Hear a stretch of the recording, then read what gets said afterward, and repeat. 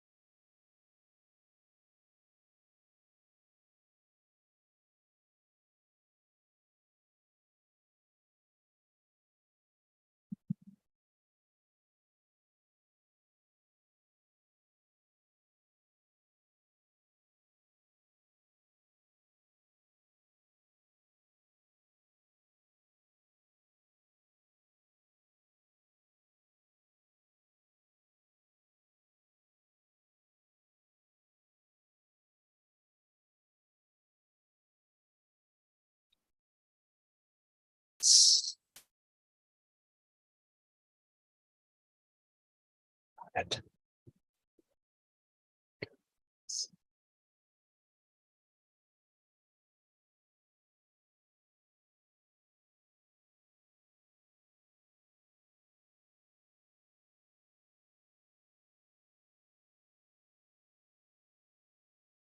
Please tell me.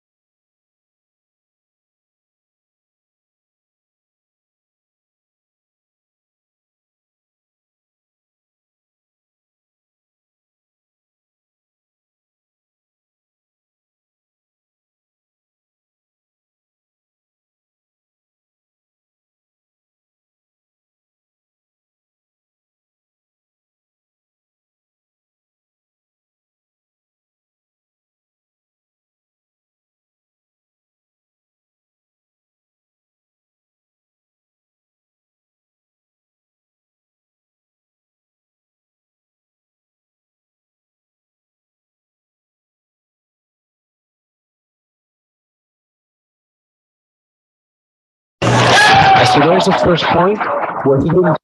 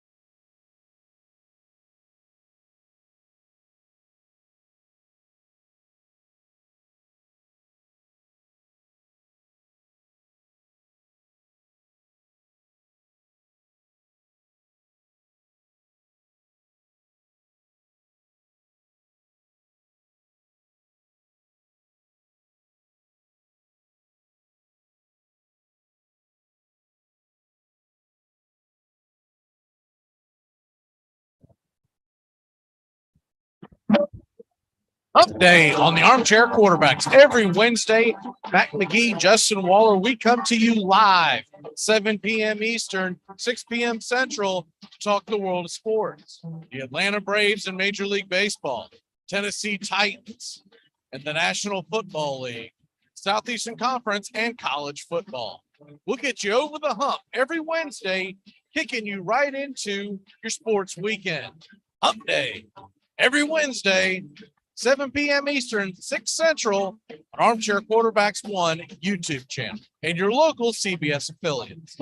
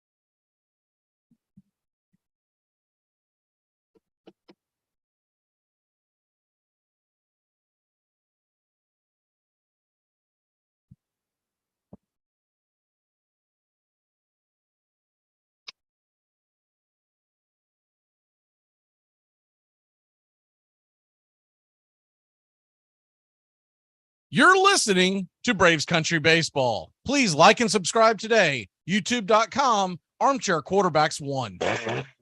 Lager, the beer that brought the forest down. I drive an exotic imported sports car. I eat exotic foreign food like frankfurters and pizza. But when it comes to numbing my mind, I'm a patriot. I drink the beer that brought the forest down. I'm a lager man. And with the new 80-bottle trunk pack, you've got enough for the evening. Hey, it's happy hour somewhere. Lager brings out the patriot in you. Screen pass to Trayshawn DeAndre on the right side. He dodges Crushman, makes his way to the end zone. Touchdown! But wait a second. I think there's a flag on the play. All right, you guys got holding on number 97, right? Yeah, definitely holding. No touchdown. All right, make the call. Yeah, I mean, it was holding. So make the call. Or, we say the flag was for an excessive celebration so they can keep the touchdown and apply the penalty to the kickoff, huh? What do you say? What are you talking about? I didn't see excessive celebration. You sure? Could have sworn I saw a little nay-nay going on. What's going on with you, man? All right, look, guys, I got to be real with you. Trayshawn DeAndre just scored that touchdown. Okay, I have him on my fantasy team this week. I need these points. What? Are you kidding me? No, I'm not kidding you, Bill. I'm playing against my father-in-law this week, and if he doesn't score this touchdown, I lose. Well, I'm not going to let you make a bad call because you're in some fantasy football league. Make the call. Craig, no. If you make one bad call. This works out perfectly, Bill. I started the quarterback who threw the touchdown pass. We're going to have to ignore the holding call. I have the kicker, and I was kind of hoping that he wouldn't convert on third down, so he'd have to kick the field goal. Armchair.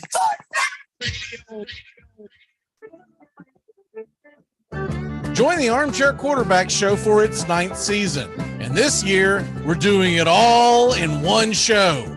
Saturday mornings, 9 a.m. Eastern to noon Eastern, we'll be talking college football, the SEC, the Big Ten, other big games of the day. We'll be diving into the National Football League, focusing on the Southern football teams and all the big matchups throughout the land, and doing it while covering the point spreads, the over-unders, the prop bets, fantasy football. We'll tell you who to start and who to sit, and everybody's favorite, the stupid underdog picks.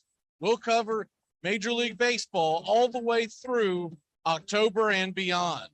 It's the Armchair Quarterback Show, 9 a.m. Eastern to noon Eastern, Saturday mornings on Armchair Quarterbacks 1 YouTube channel.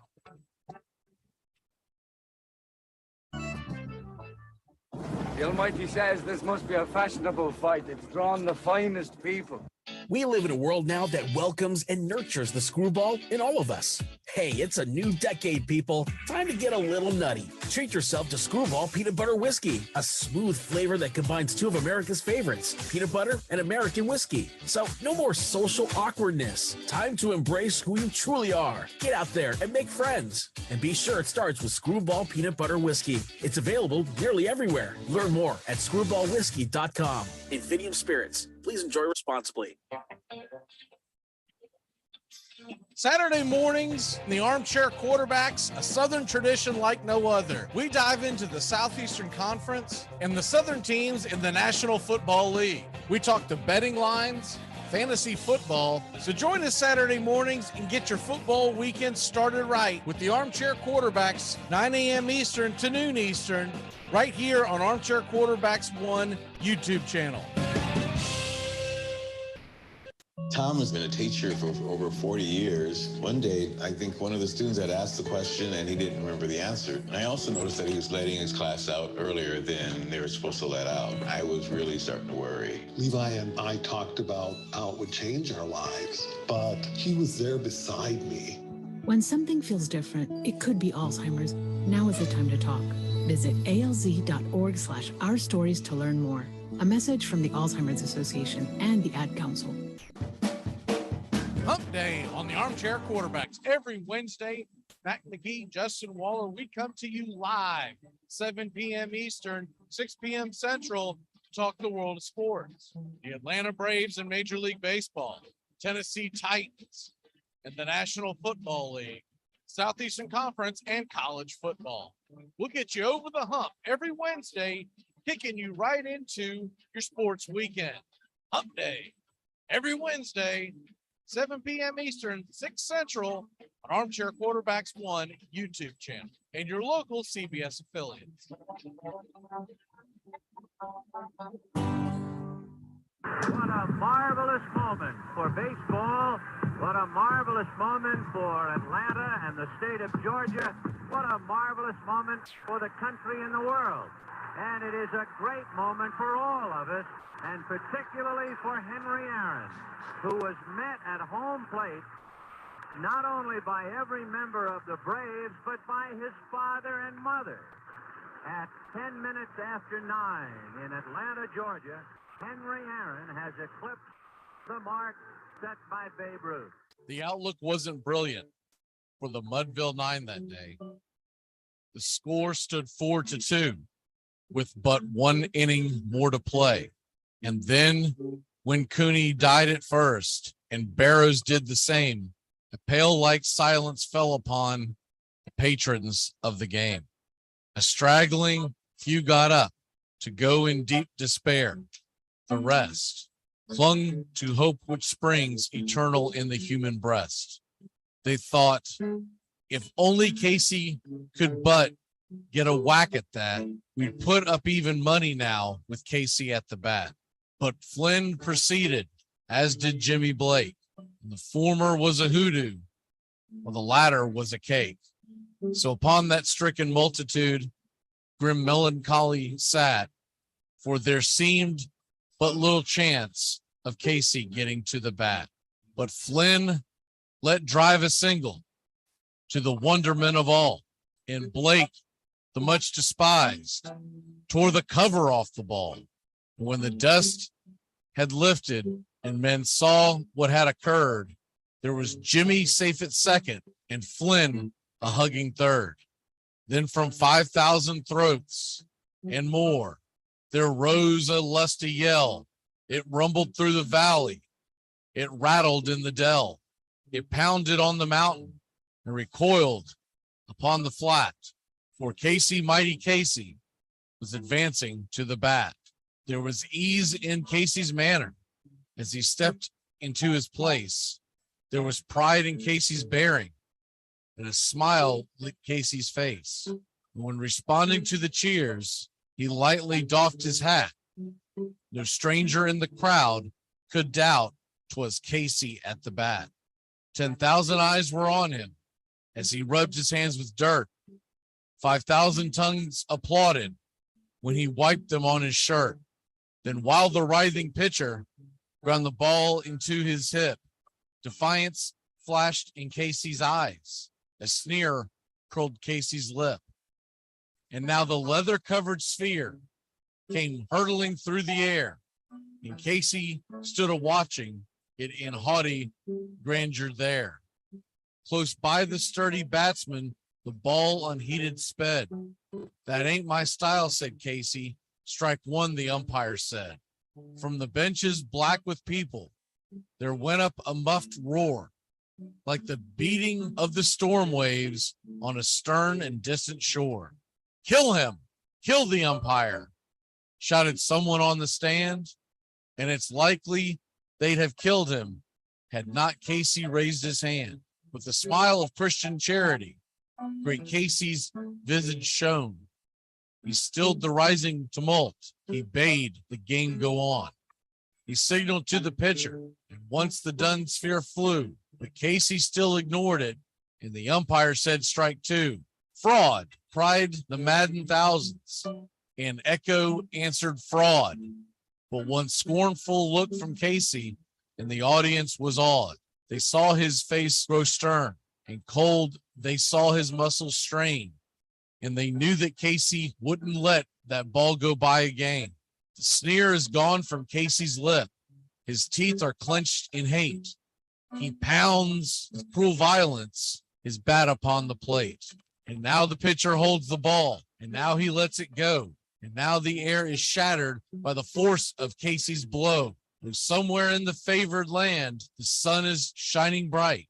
The band is playing somewhere, and somewhere hearts are light, and somewhere men are laughing, and somewhere children shout.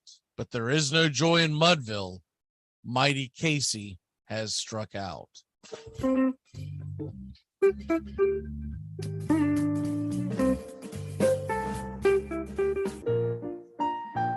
Hey, Braves fans, the Armchair Quarterbacks YouTube channel are bringing you Braves baseball all season long.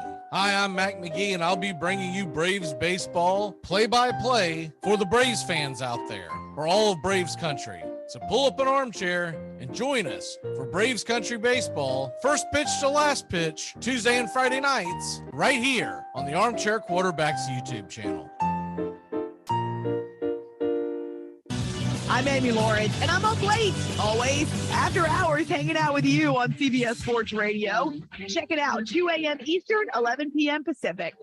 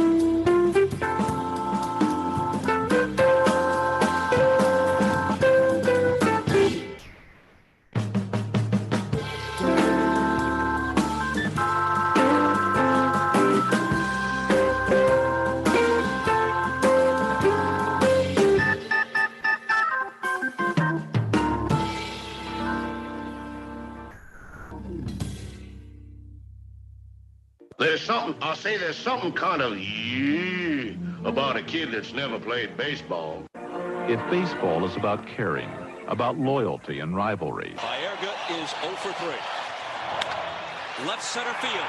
Grissom on the run. The team of the 90s has its world championship. There's a very peaceful thing. It was created and played in pastures and meadows. There's grass, there's outdoors, there's everything that people thought was American and feel about America. You get in a ballpark, and it's the wonder of walking through that dark tunnel and seeing a huge open space where men play the little boy's game.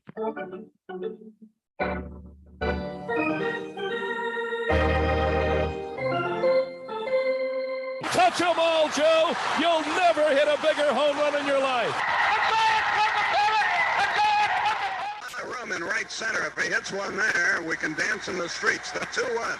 Swung line drive left field. One run is in. Here comes Breed. Here's the throw to the plate. He is safe. Braves win. Braves win. You're in Braves country.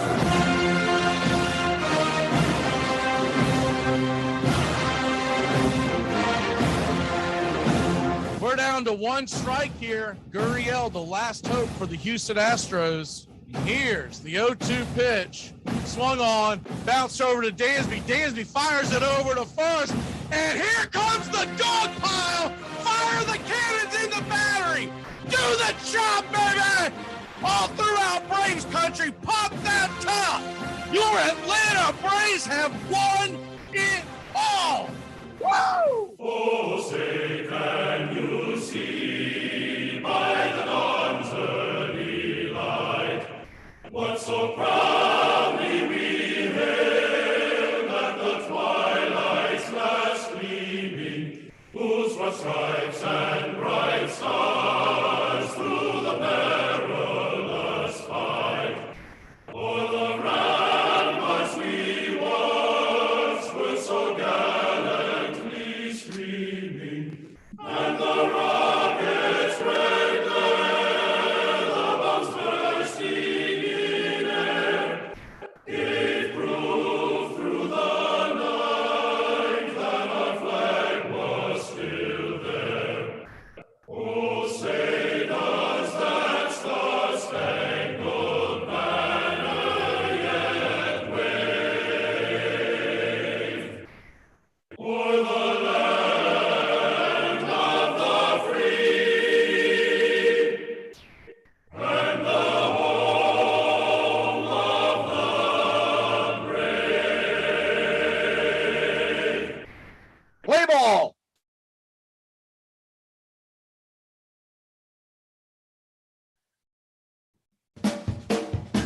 TGIF on the Armchair Quarterbacks. Justin Waller and Mac McGee are back at it 6 p.m. Eastern to 7 p.m. Eastern every Friday evening right here on the Armchair Quarterbacks YouTube channel and your local CBS Sports affiliates. We're talking the NFL, Major League Baseball, and Southern football, so grab you a cold one. It's finally Friday on the Armchair Quarterbacks, 6 p.m. Eastern to 7 p.m. Eastern. Waller and McGee getting you ready for your sports weekend.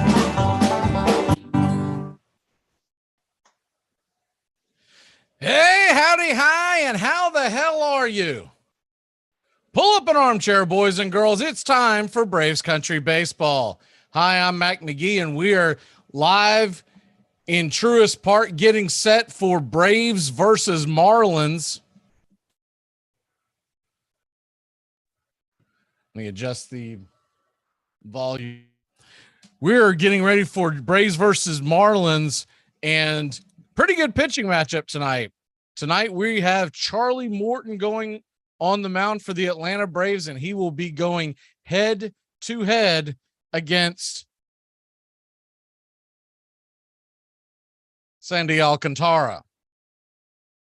The Atlanta Braves are 3 back of the New York Mets. Hi, I'm Mac McGee, and we are just getting going here, getting set for first pitch. We'll have it here in a second, get into the starting lineups. The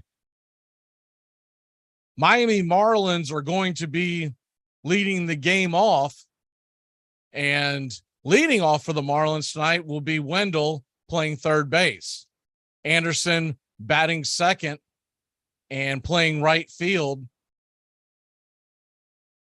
Cooper is the designated hitter. Blade, your center fielder, and batting fourth. LeBlanc, the second baseman. Stallings is the catcher and batting sixth. Diaz, the first baseman, batting seventh, and Carnacion is batting eighth and playing left field. And Rojas is the shortstop, and he is batting ninth. The Braves in the outfield tonight. Well, we got a little bit of a difference here. Haven't seen this in a while. Marcell Ozuna will be in the outfield. He'll be playing left field from left to right. It'll be Ozuna, Harris, and Grossman in right. On the diamond, around the horn from third to first, it'll be Riley, Dansby, Vaughn, and Olson, and Travis d'Arnaud behind the plate. Ronald Acuna Jr. is your designated hitter this evening. Atlanta Braves are going to be wearing their Friday night specials with the red tops and the navy writing and the navy lettering with the white outlines and the white pants. The Miami Marlins, they are in their black attire with the neon.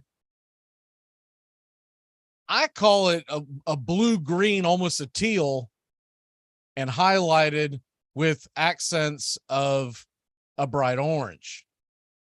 We're just about to get underway here in Braves country as the first pitch is about to get set. Charlie Morton winds up, and it's baseball time in Braves country. The first pitch is hit high and deep down the left field line and curving just foul. Just a loud strike for Joey Wendell, batting .253 with 2 home runs, 27 RBI. It's 0-1. That ball curled just before it would have made it a 1-0 game. Charlie Morton looks back into d'Arnaud and gets set, and the 0-1 pitch on the way. Curveball swung on, hit hard over to second, but Grissom's got it, flings it over to first, and it's a 4-3 put out for out number 1 on your Friday night in Braves country baseball. We'll keep you abreast of all the scores going on in Major League Baseball. There's a little bit of college football action, so we'll keep you up to date on that as well. Most notably, number 15 Michigan State playing in-state rival Western Michigan. The Atlanta Braves come into tonight 3 games behind the New York Mets, 7.5 in front of Philadelphia for the top spot in the wild card. They trail the Mets 3 in the NL East. The first pitch is on the way from Morton to Anderson, and it's a fastball right down the pipe, called for a strike. It's 0-1. Brian Anderson, batting .234 on the year, has been a Braves killer in the past, 6 home runs on the year. The 0-1 pitch is swung on and hit high and deep into center field, going back on the track at the wall, caught by Michael Harris, almost went up over the fence. Those are 2 balls that have been hit hard and far tonight already. Charlie Morton just settling in, can ill afford to get behind early to this Marlins team because their all-star is on the mound tonight, a guy that could most likely win the NL Cy Young, Sandy Alcantara. More on him in a moment. Charlie Morton comes into this game, and he's been pitching very well. As the first pitch is on the way to the number 3 hitter, Cooper, the designated hitter. He bangs it foul down the third base line, and it's 0-1.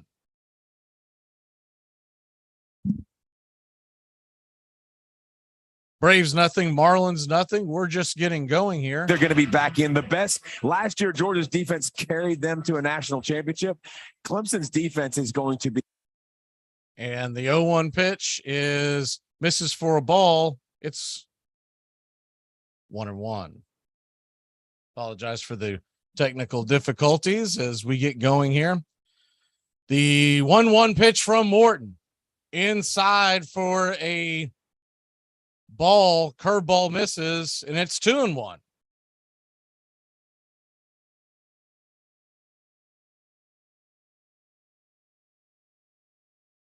Charlie Morton looks into Travis d'Arnaud, a 2-1 pitch, 2 outs in the inning, and fastball on the outer edge evens up the count. It's 2-2. Charlie Morton on the year, 6-5 with a 4.10 ERA, 140 innings pitched, 168 strikeouts. The 2-2 pitch is swung on and bang foul down the line. Evens up the count. It's 2-2.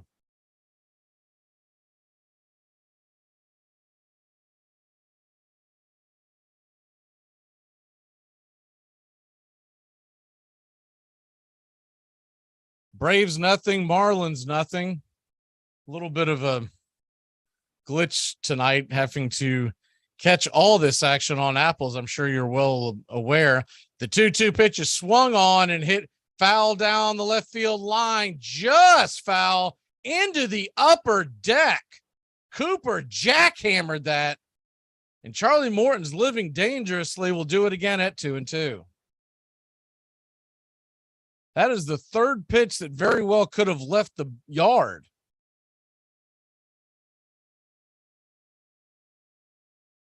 I mean, he hammered that upper deck shot, maybe 7-8 feet foul. So we'll go back at it, a 2-2 count from Morton to Cooper. Here's the windup and the pitch. Swung on and missed, strike three. And 3 up, 3 down, though it was an eventful one. The Braves will grab the bats. Acuna, Dansby, and Riley coming to the plate. One thing I've learned about being on a job site, if you're the one that walks around the fastest, they'll think you're the most productive. Here are some baseball facts you might not have known. A minor league prospect got cut from the Yankees for a very weird reason. Jake Sanford was recently released from the Yankees system for allegedly stealing his teammates' equipment and selling it online. He's also alleged to have promised fans autographed items and never delivering. Sanford was picked in the 3rd round of the 2019 draft by the Yankees as an outfielder. He was given a $600,000 signing bonus, making the alleged theft even more weird. According to anonymous teammates, Sanford would repeatedly hound them for their equipment or would just take it from their locker. A rumor for this behavior is that Sanford may have had gambling debts. I look like a douchebag. I've seen mirrors. I get it. Like, I understand. Like, I feel like before I even picked up the microphone, most of you already didn't like me. And that's okay, because 80s movies have taught you to not trust someone with my hair and bone structure. I get it. I actually recently joined a support group for people who peaked in high school. It's called CrossFit. I started doing, have you heard of it? It's like, all right, here's twice your body weight. You're going to pick it up, set it down, then scream like a wounded Spartan. Okay, what about form? No time for form. Just try to live with your back. You're listening to Braves Country Baseball. Please like and subscribe today. YouTube.com, Armchair Quarterbacks 1. Hitting alone will not win ball games. I want speed on my team, and I also want every man on the squad to know how to slide. I intend to have my players taught how to run. I don't say we will win any pennants, but I do think that my systematic training will be laying the foundation of a pennant winner. If this is theory, it is blamed good practical theory. Branch Rickey. He was Leonardo in baseball. He did everything. He was artist and scientist and genius of a million kinds. He invented the farm systems. He devised ways of playing the game and of training players that had never before been considered.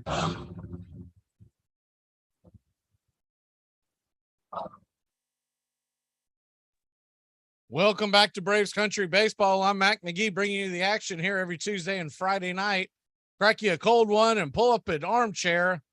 The Braves are grabbing the bats, and leading off tonight, it'll be Ronald Acuna Jr., Dansby Swanson, Austin Riley, Olson batting fourth. The first pitch from Alcantara to Acuna is swung on and banged foul down the third base line. It's 0-1. Olson batting fourth, Travis d'Arnaud batting fifth, Harris batting sixth, Grissom is seventh, Ozuna, the left fielder, batting eighth, and Grossman batting ninth. The 0-1 pitch is a fastball, 98 miles an hour on the black, down below the knees. It's 0-2. Sandy Alcantara, 12-6 on the year, a 2.13 ERA, 185 innings pitched. The 0-2 pitch just misses off the plate, and it's 1-2. 167 strikeouts against 46 bases on balls. Excuse me. The 1-2 by Alcantara in the dirt, taken for a ball, evens up the count by Acuna. It's 2-2. Acuna back in the lineup the last couple of nights after his knee's been barky at him, so he'll be in the designated hitter role once again. The 2-2 fastball high just misses, and it's 3-2. Sandy Alcantara has given the Braves fits over the years. You have to expect a low-scoring game tonight.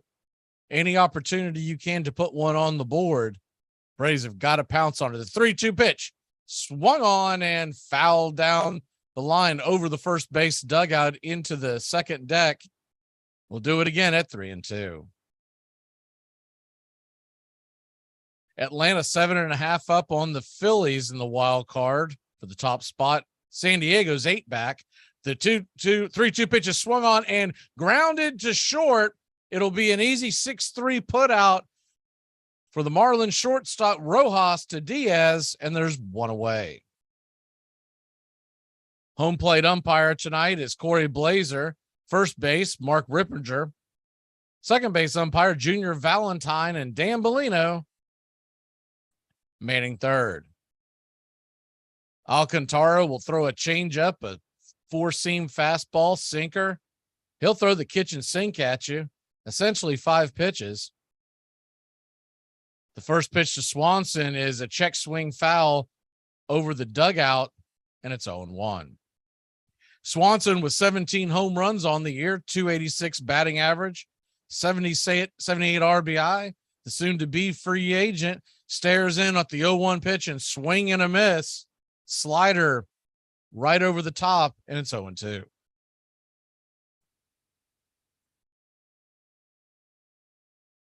The New York Mets are hosting the Washington Nationals all weekend. We'll keep you abreast of the score there.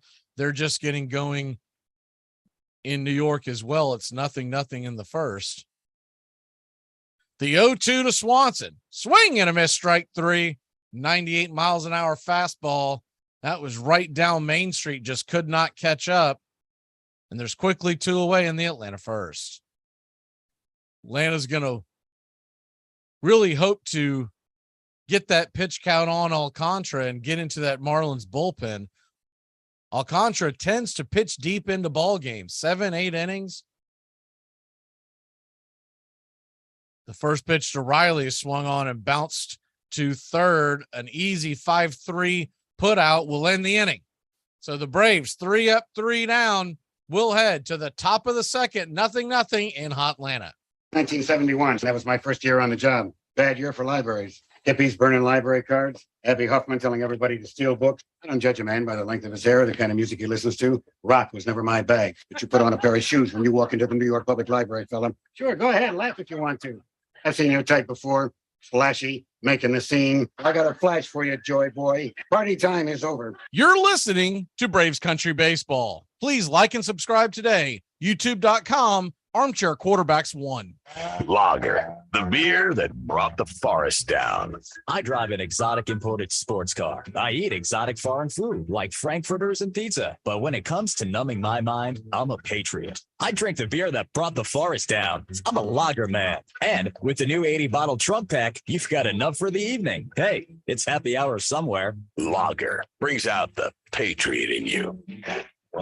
Here are some baseball facts you might not have known. If you ever want to break into Randy Johnson's house, you might want to think again. When being interviewed about gun violence in 1995, Johnson was quoted as saying, "I don't own a gun, but I keep a bag of baseballs near our bed. If someone breaks in, they better be wearing a batting helmet because I'm going to throw at their head." Ebbets spent $750,000 to build his park with its marble rotunda and chandeliers made in the form of bats and balls. So much that he had to sell half his interest in the team to pay his debts.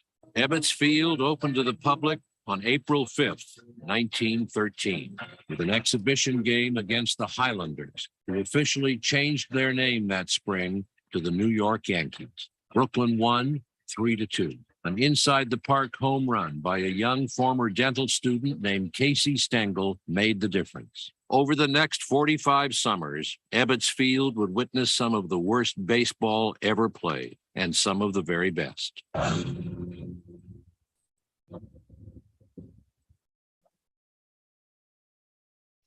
Welcome back to Braves Country Baseball. The Braves and Marlins are scoreless as we head to the top of the second inning. Heading to the plate for the Marlins will be the center fielder, Blade. The young center fielder, 24 years old. Saw him the last time the Braves faced the Marlins a few weeks ago. First pitch to Blade from the left side of the plate is a curveball that misses back foot. It's 1-0.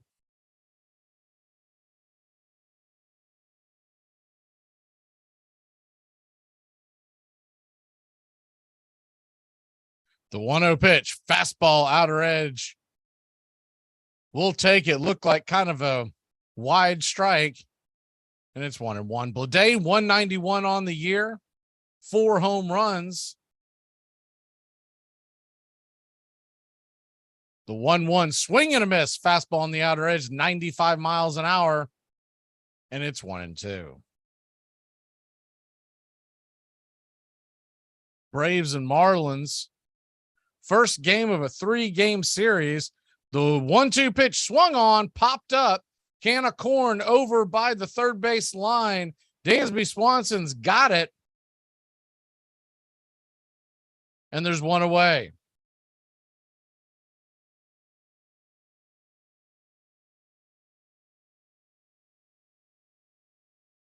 Atlanta Braves finishing up this homestand. Next week, they'll go out on the road to the West Coast, the last West Coast trip of the year. Tuesday and Wednesday in Oakland. Next Friday, Saturday, Sunday in Seattle. And then the following Monday, Tuesday, and Wednesday, they'll finish it up in San Francisco. The first pitch on the way to LeBlanc. Second baseman taken low for a ball. It's 1-0. Charles LeBlanc, the 1-0 pitch, swung on, and that ball's going to be dropped into right center field, going to get into the gap up against the wall. Grossman's got it, gets it back in to Grissom, who cuts off the throw, but it's a 1-out double for LeBlanc. And the Marlins have a threat going here in the top of the second.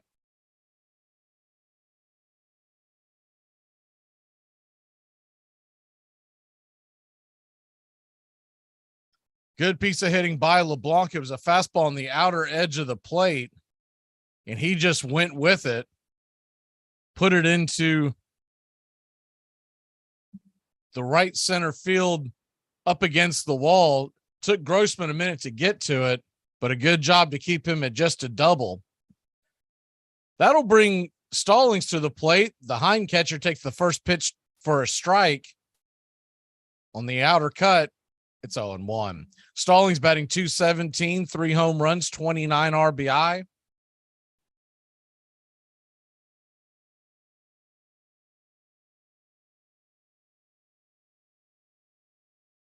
Charlie Morton looks in, checks the runner back. The 0-1 pitch is a curveball wide of the mark.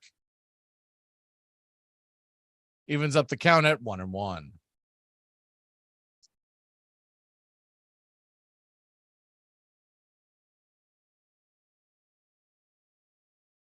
Braves nothing, Marlins nothing. Top of the second inning.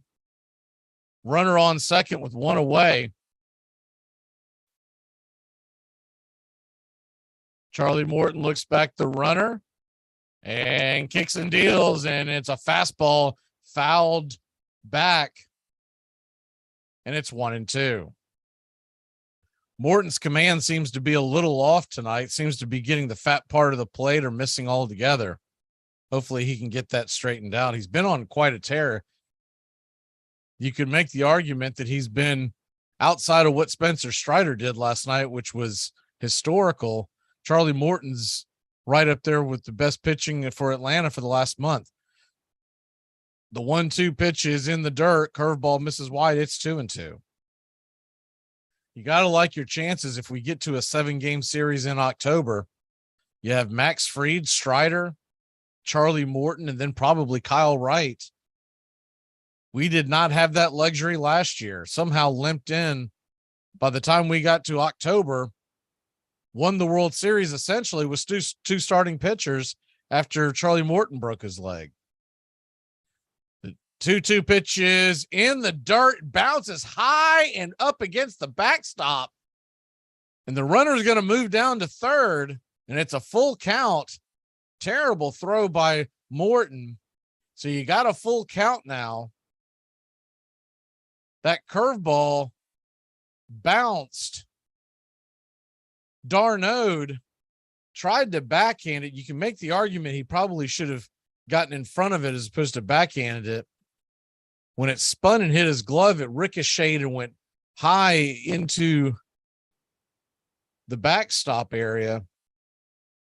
So a 3-2 pitch on the way, swung on and banged to Grissom. Grissom's got it. The infield was halfway in. No chance for LeBlanc to score. 4-3 put out. LeBlanc stays put.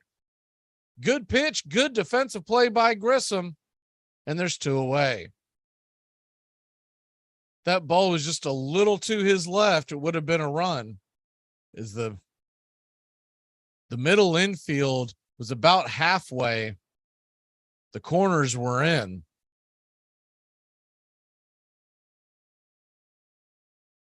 So that'll bring Diaz to the plate. The left-handed Diaz takes the first pitch on the outer edge. Curveball misses wide. It's 1-0.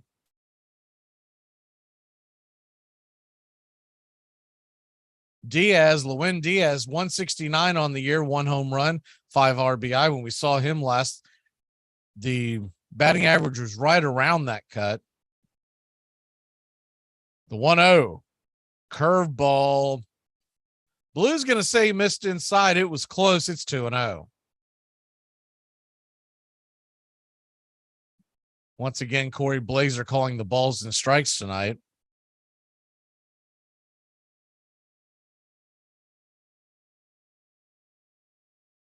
Braves nothing. Marlins nothing. The 2-0 pitch, swing and a miss. Curveball down below the knees. Back foot got him, and it's 2-1.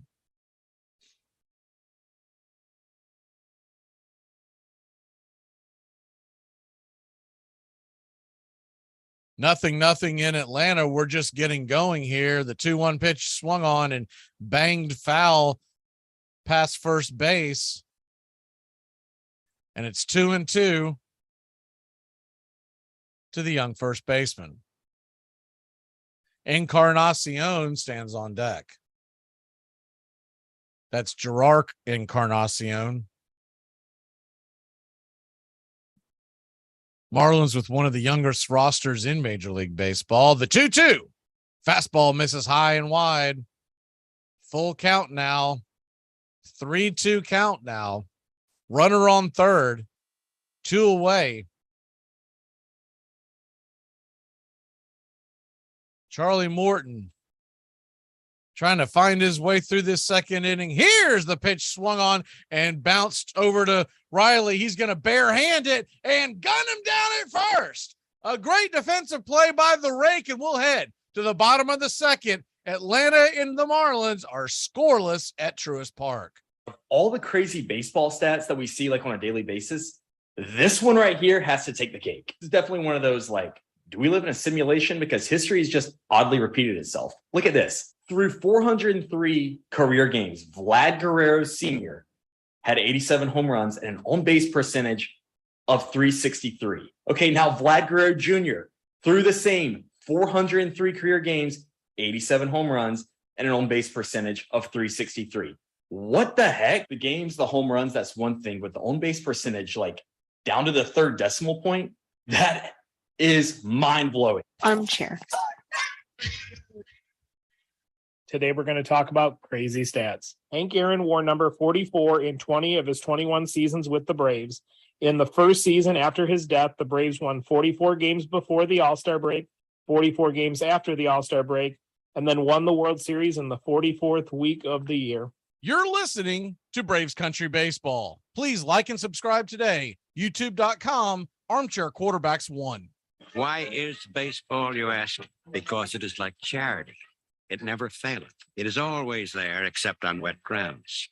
And to the man who is too old to keep up with the attempt to civilize football, and too young to need so soothing a sedative as golf, who works hard when he works, who wants to rest hard when he rests, who wants a drama that is as full of surprises for the actors as it is for the audience, who wants a race that cannot be fixed like a horse race, who is so genuine and American that he wants something to kick about without meaning it, and something to yell about that everyone around him will think more of him for yelling about.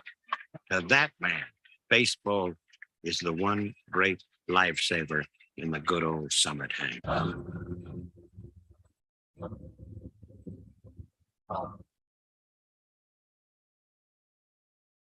Welcome back to Braves Country Baseball. The Atlanta Braves and Miami Marlins are scoreless, and we're heading to the bottom of the second inning. The Atlanta Braves Olson, Travis d'Arnaud, and Michael Harris II will be due up. The first pitch on the way to Olson is a swing and a miss. Fastball, top of the zone, outer edge, and it's 0-1. Olson with 27 home runs, 87 RBIs, a 249 batting average. The 0-1 pitch misses outside, slider, and evens up the count at 1-1. The 1-1 delivery from Alcantara swung on and hit right into the shift second baseman area, but the shortstop's got it, so it'll be a 6-3 putout if you're scoring at home. And there's one away. You missed the big news in the sports world before we came on the air. College football playoffs will expand to 12 teams starting in 2026. If you are a football fan, the Armchair Quarterbacks show will be on tomorrow morning, 9 a.m. to noon. The first pitch on the way to d'Arnaud is a fastball outer edge, 97 on the black, and it's 0-1. d'Arnaud, 14 home runs on the year, 50 RBI. The 0-1 slider at the knees, good pitch by Alcantara, and he's in that Cy Young form. It's 0-2. Sandy Alcantara looks into Stallings and kicks and deals. Outer edge. Called a ball. That was a 50-50 one. We'll take it. It's 1-2. Alcantara, 12-6 on the year, a 2.12 ERA, a .98 whip. The 1-2 swung on and fouled back. d'Arnaud stays alive. We'll do it again at 1-2. Alcantara has faced the Braves for 17 innings this year and has given up just 4 runs and a 4.53 ERA.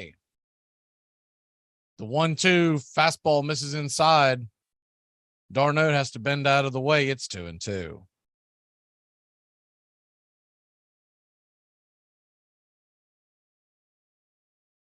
Alcantara from the stretch, swung, and 99-mile-an-hour fastball fouled over the first base dugout. We'll do it again at 2-2. Alcantara just 20 pitches so far. Braves would like to at least work the counts and get him out sooner than later. The 2-2 swung on and fouled back. Good job by Travis d'Arnaud. Good at bat so far. It's 2-2.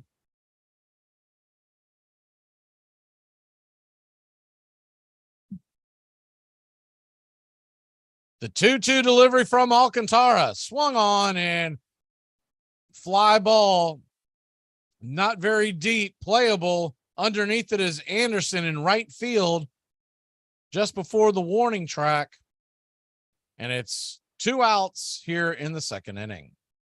Michael Harris II is coming to the plate. If you missed the game last night, Harris hit an absolute moonshot over the right field wall. Braves went on to win that game 3-0. If you did miss that game and missed the news, Spencer Strider, 16 strikeouts, an Atlanta Braves record. First pitch to Harris is a fastball that tails wide. It's 1-0. Harris, 298 from the left side of the plate, 14 home runs, 46 RBI. The 1-0 pitch misses wide again, 99-mile-an-hour fastball. It's 2-0. Standing on deck is Vaughn Grissom. The 2-0 pitch to Harris. Fastball high, but Blue called it a strike. Corey Blazer giving Alcantara a tall strike zone. It's 2-1. Alcantara looks in, working quickly, and he delivers and swung on, and ball bounced foul down the third base line, just missed extra bases. They're playing him pretty straight up in the infield. That ball almost snuck over the third base bag and would have been down the line, would have been 2 for sure. So the 2-2 delivery to Harris. Alcantara kicks and deals, swing and a miss, strike 3. Nasty slider in there down below the knees, and that'll end the inning. So another 3 up and 3 down. Encarnacion, Rojas, and Wendell are heading to the dish in the top of the third. Today we are discussing crazy stats from Jamie Moyer's career. Over his career, he had 33 complete games and 10 shutouts. He is the last pitcher to log a shutout in 4 different decades. His last shutout was with the Phillies on May 7, 2010. With that shutout, he became the oldest pitcher to record a complete game shutout, a record that still stands. One not so great record that he holds is most home runs allowed in Major League history. Over his 25-year career, he allowed 522 home runs. When he had retired in 2012, he had faced 8.9% of Major League Baseball hitters ever. By the time he retired, about 19,000 different hitters had played in the majors, and he had faced roughly 1,700 of them. He pitched in 50 different ballparks. He was selected to his first and only All-Star game in 2003 at the age of 40. He never threw much harder than 82 or 83 miles per hour, according to Fangraphs. His changeups were clocked in the mid-60s during his career. One player described his changeup as throwing feathers. You don't think the ball can stay in the air that long. When he made his debut, the major league minimum was $60,000. Alex Rodriguez made more than that every time he stepped up to the plate from 2001 to the end of his career. Baseball suits the character of this democratic nation. Democracy is government by persuasion. That means it requires patience. That means it involves a lot of compromise. Democracy is the slow politics of the half loaf. Baseball is the game of the long season, where small incremental differences decide who wins and who loses particular games, series, seasons. In baseball, you know going to the ballpark that the chances are you may win, but you also may lose. There's no certainty, no given. You know when a season starts that the best team is going to get beaten a third of the time. The worst team's going to win a third of the time. The argument over 162 games, that middle third. So it's a game that you can't like if winning's everything. And democracy's that way too.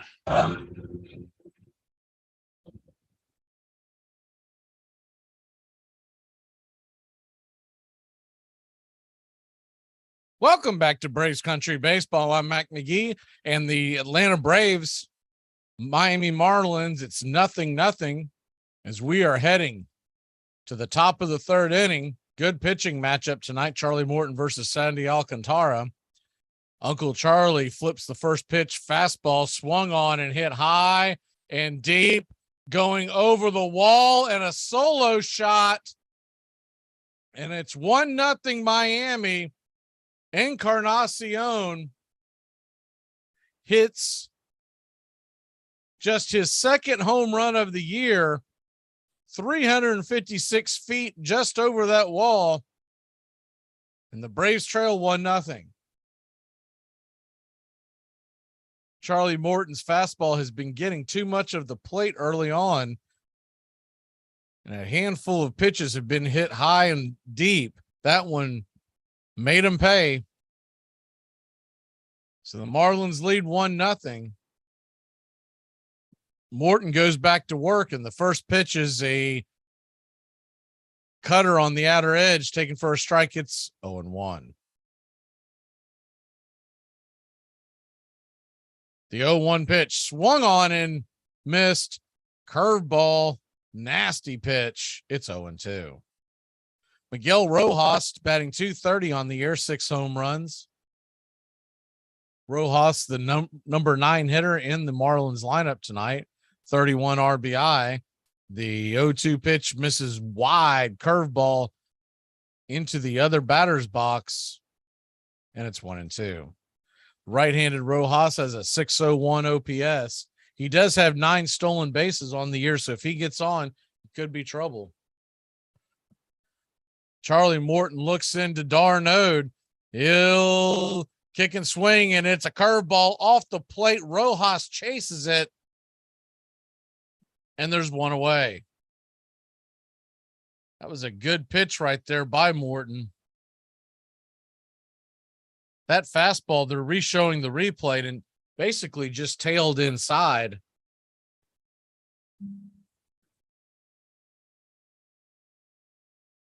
2 home runs on the year now for Encarnacion. So that brings the top of the lineup back up, and Joey Wendell from the left side of the plate drops down a bunt, drag bunt. It goes foul towards third base, dugout, and it's 0-1.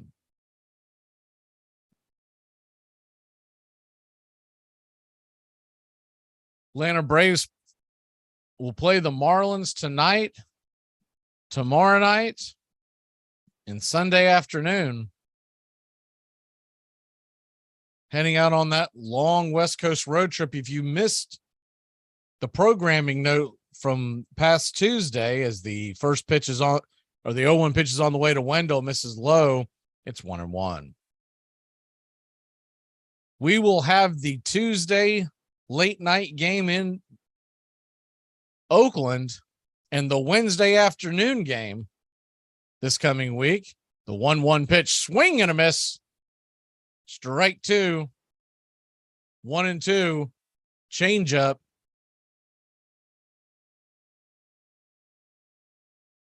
And we'll do it again the following week, Tuesday and Wednesday, when they are in San Francisco, late night Tuesday and Wednesday afternoon. The 1-2 pitch swung on and dropped into center field, left center field, just a seeing eye single. And it's 1 on and 1 out in the top of the third.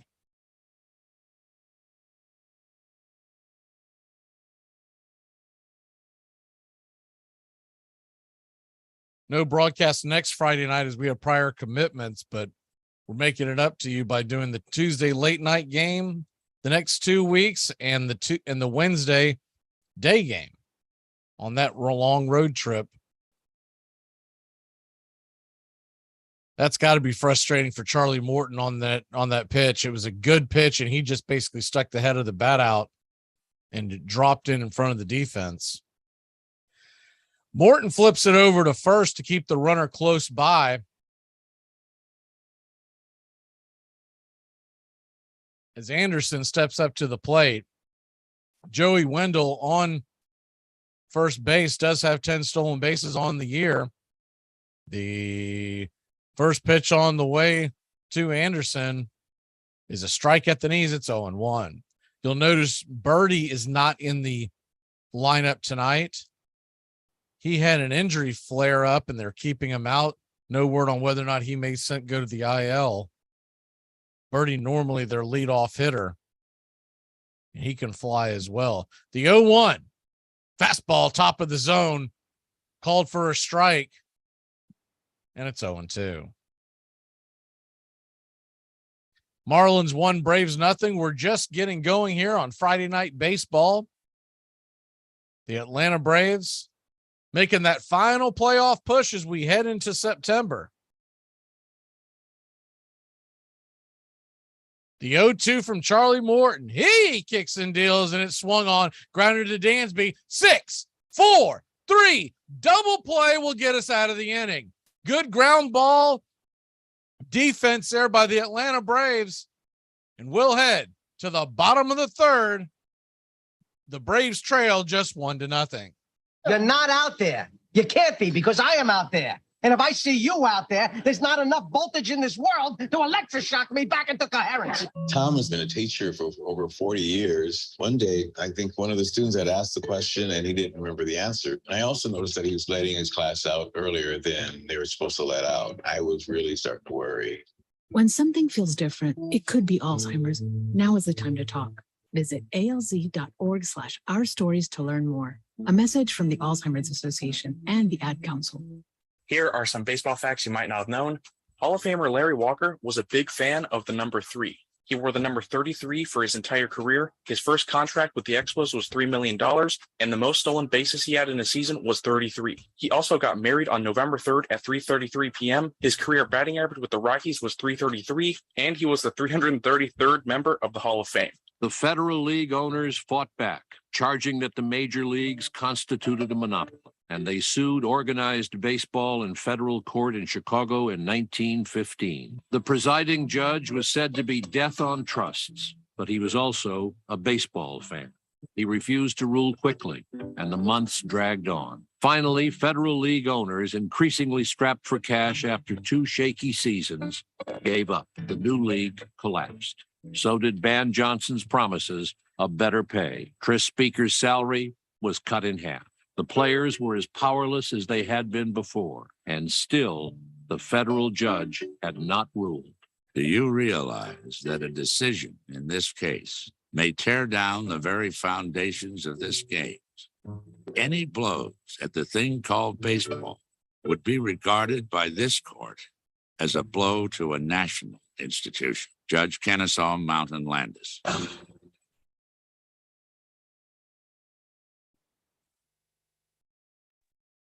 Welcome back to Braves Country Baseball. The Atlanta Braves, Miami Marlins. We head to the bottom of the third, 1-0 your score. The first pitch is swung on and hit high, but playable into center field.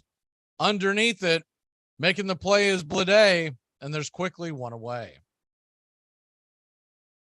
Really hate to see Atlanta swinging early in the counts against Alcantara. Running that pitch count, getting him out of the game. That'll be the key. Getting into that Marlins bullpen, which has struggled all year long. It's 2-1 in New York. The Mets lead the Nationals. First pitch on the way to Ozuna, who's back in the lineup for the first time in quite some time, and it's 0-1. Marcell Ozuna, 213 average, 20 home runs, 46 RBIs. The 0-1 pitch is sawed off foul over the first base side, and it's quickly 0-2.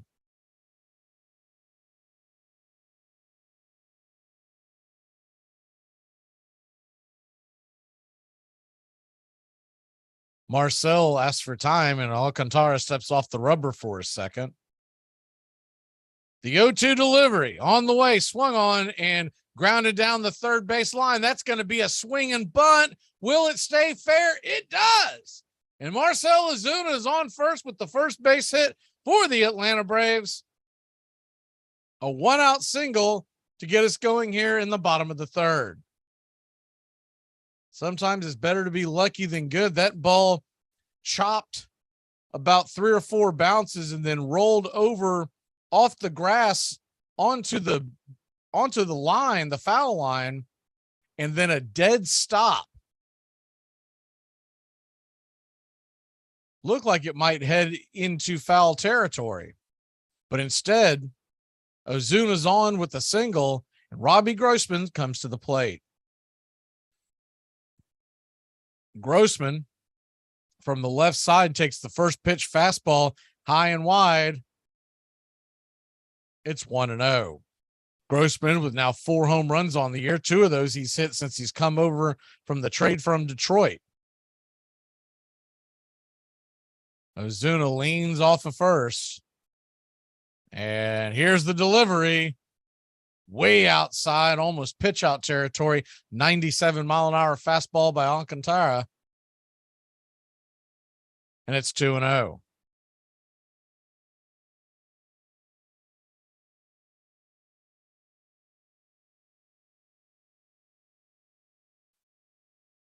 Marlins 1, Braves nothing. A 2-0 pitch to Robbie Grossman. Here's the delivery. Fastball's high. But once again, Blazer given that high strike. I mean, we're talking about a high strike. That was about letter high. And it's 2-1. If he's going to get that high strike all night long, he's going to be a hard customer to deal with. The 2-1 pitch, swing and a miss. Change up low, and it's 2-2. Really changed the at bat there. You go from what should have been 3-0 to a 2-1 pitch. A pitcher as good as Alcantara, he doesn't need any help. The 2-2 swung on and fouled back against the screen. We'll do it again here at 2-2. Runner on first, 1 away.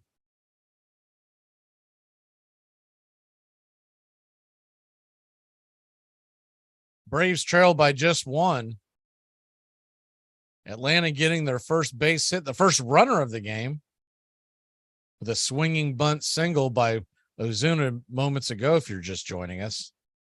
Here's the 2-2 delivery to Grossman, swung on and fouls it over the third base side. Good job of staying alive there. We'll do it again. Once again, it's 2-2 to Robbie Grossman.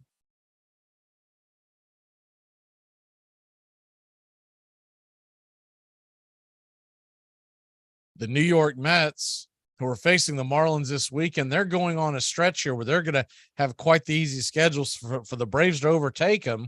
As the 2-2 pitch is swung on and hit high and into the gap, running into each other, but somehow holding on is the center fielder for the second out. Blade makes the catch. He and Anderson about collided, and there's two away. That almost worked out well for the Braves.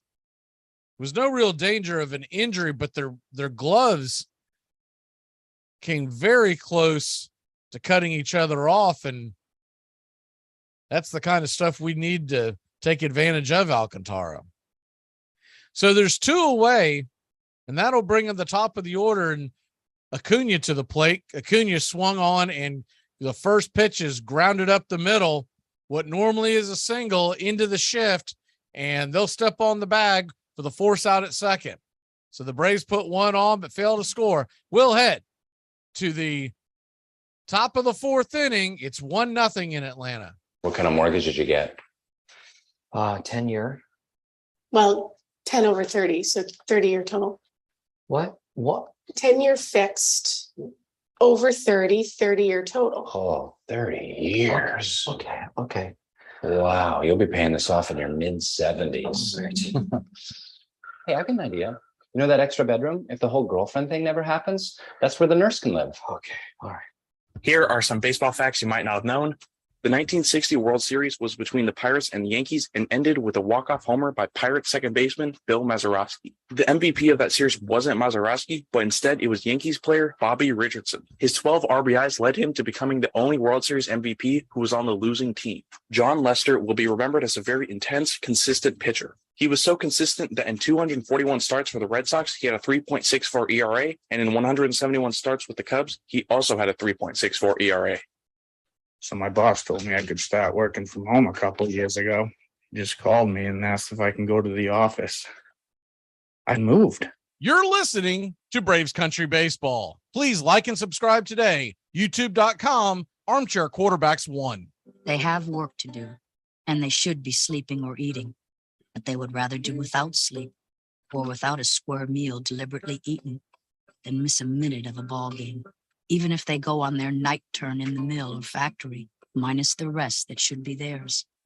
Baseball has been a passion of immigrants because it is a way into the United States. It's a kind of citizenship perhaps more authentic than anything which can be on a piece of paper. Sometimes it was the youngster's rebellion against his father becoming less Polish, more American by taking up baseball. But it became an enormously important part of the American identity.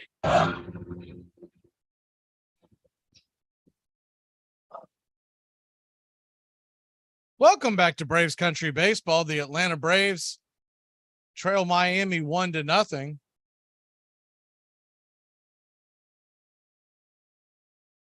And we head to the top of the fourth inning. Cooper comes to the plate to face Charlie Morton. Cooper 0 for 1 on the night. The first pitch to Cooper is a fastball outer edge called for a strike, and it's 0-1.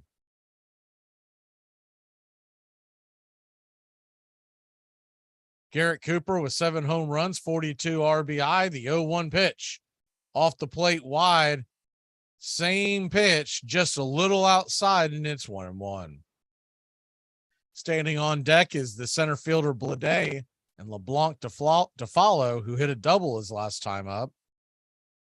The 1-1 delivery from Charlie swung on and fouled down the right field line towards that screening that's in the right field corner. What used to be a souvenir goes to the ball boy standing there, and it's 1-2.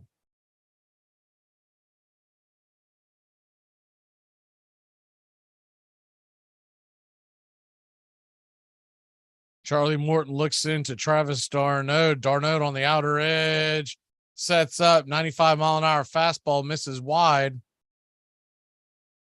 and it's 2-2. So a 2-2 count.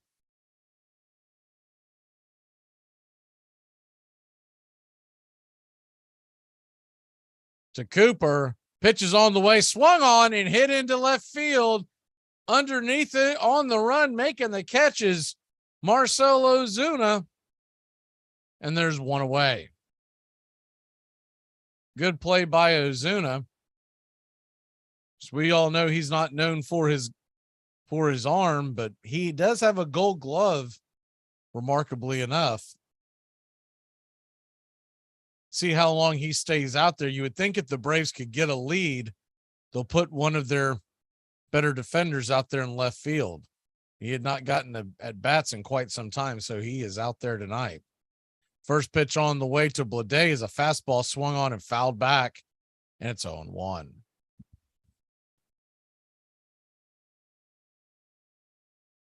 Braves with that 7.5 game lead in front of the Phillies, 8 games in front of San Diego. That's your wild card standings. The Milwaukee Brewers are 3 games out of the final slot. Curveball on the 0-1 count is a high strike, outer edge, and it's 0-2. JJ Bleday popped out in the second inning.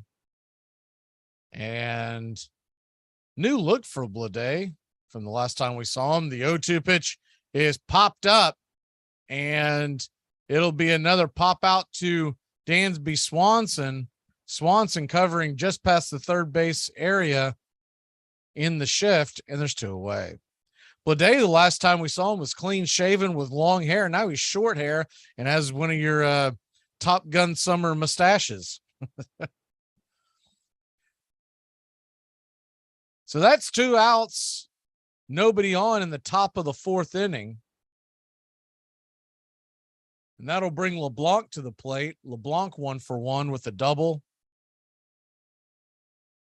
The first pitch to LeBlanc is a sinker in the dirt. It's 1-0.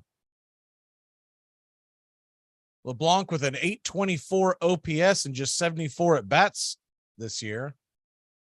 The 26-year-old right-handed second baseman takes the 1-0 pitch at the knees, curveball right there for a strike, and it's 1-1.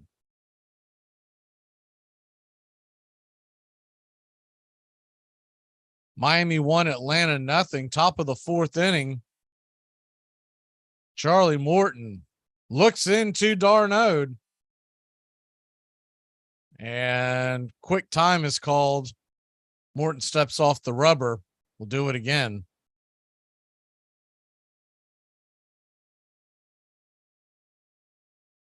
The 1-1 sinker low missed, and it's 2-1. When Atlanta comes off that long road trip next week and the week after, they'll be at home for 6 against Philly and Washington. The 2-1 pitch, swing and a miss. Change up, foul tipped into the glove of Darno, evens up the count at 2-2. That'll be September 16th, which is a Friday. Through that following Wednesday, the 2-2 pitch wide of the mark. It's 3-2. They will then go on a 7-game road trip playing Philadelphia and Washington again, but this time on the road. And they'll end it all with 3 at home against the Mets and 3 on the road against these Marlins. The 3-2 pitch, curveball wide, ball 4, and it's a 2-out walk here in the top of the 4th.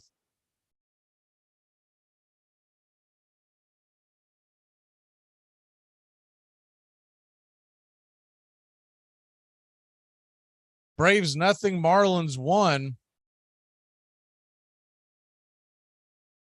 Coming to the plate now is the catcher, Stallings. Stallings is 0 for 1 on the night with a 216 average. Jacob Stallings, 6'5" right-handed power catcher. He calls for time for a second. Charlie Morton at 55 pitches now here in the top of the fourth, manageable, but the first pitch is inside. Sinker off the plate, and it's 1-0. Standing on deck is the first baseman, Diaz. Charlie Morton looks into Darnode, who gives the sign. And here's the pitch. Right there at the knees. Called strike.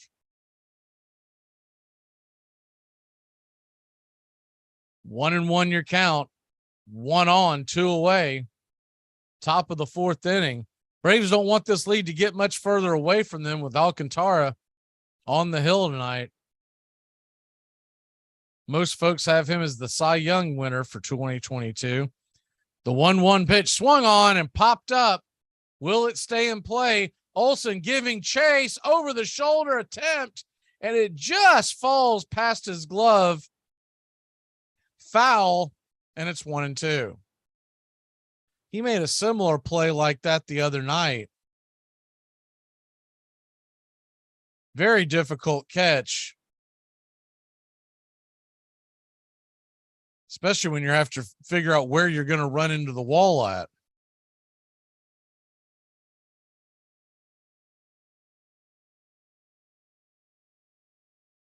So a 1-2 count to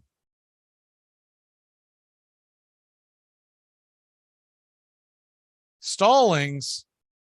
Righty-righty matchup, 1 on, 2 away. Here's the 1-2 pitch, swing and a miss, strike 3, and that'll end the inning. Charlie Morton got him with the Uncle Charlie on the outer edge, and we'll head to the bottom of the fourth. Dansby, Riley, and Olsen coming to the dish. Are you ready to eat? Oh, right. Let's go. It's time to eat. We're going to dinner. Dinner? Well, what time is it? It's 4:30. 4:30.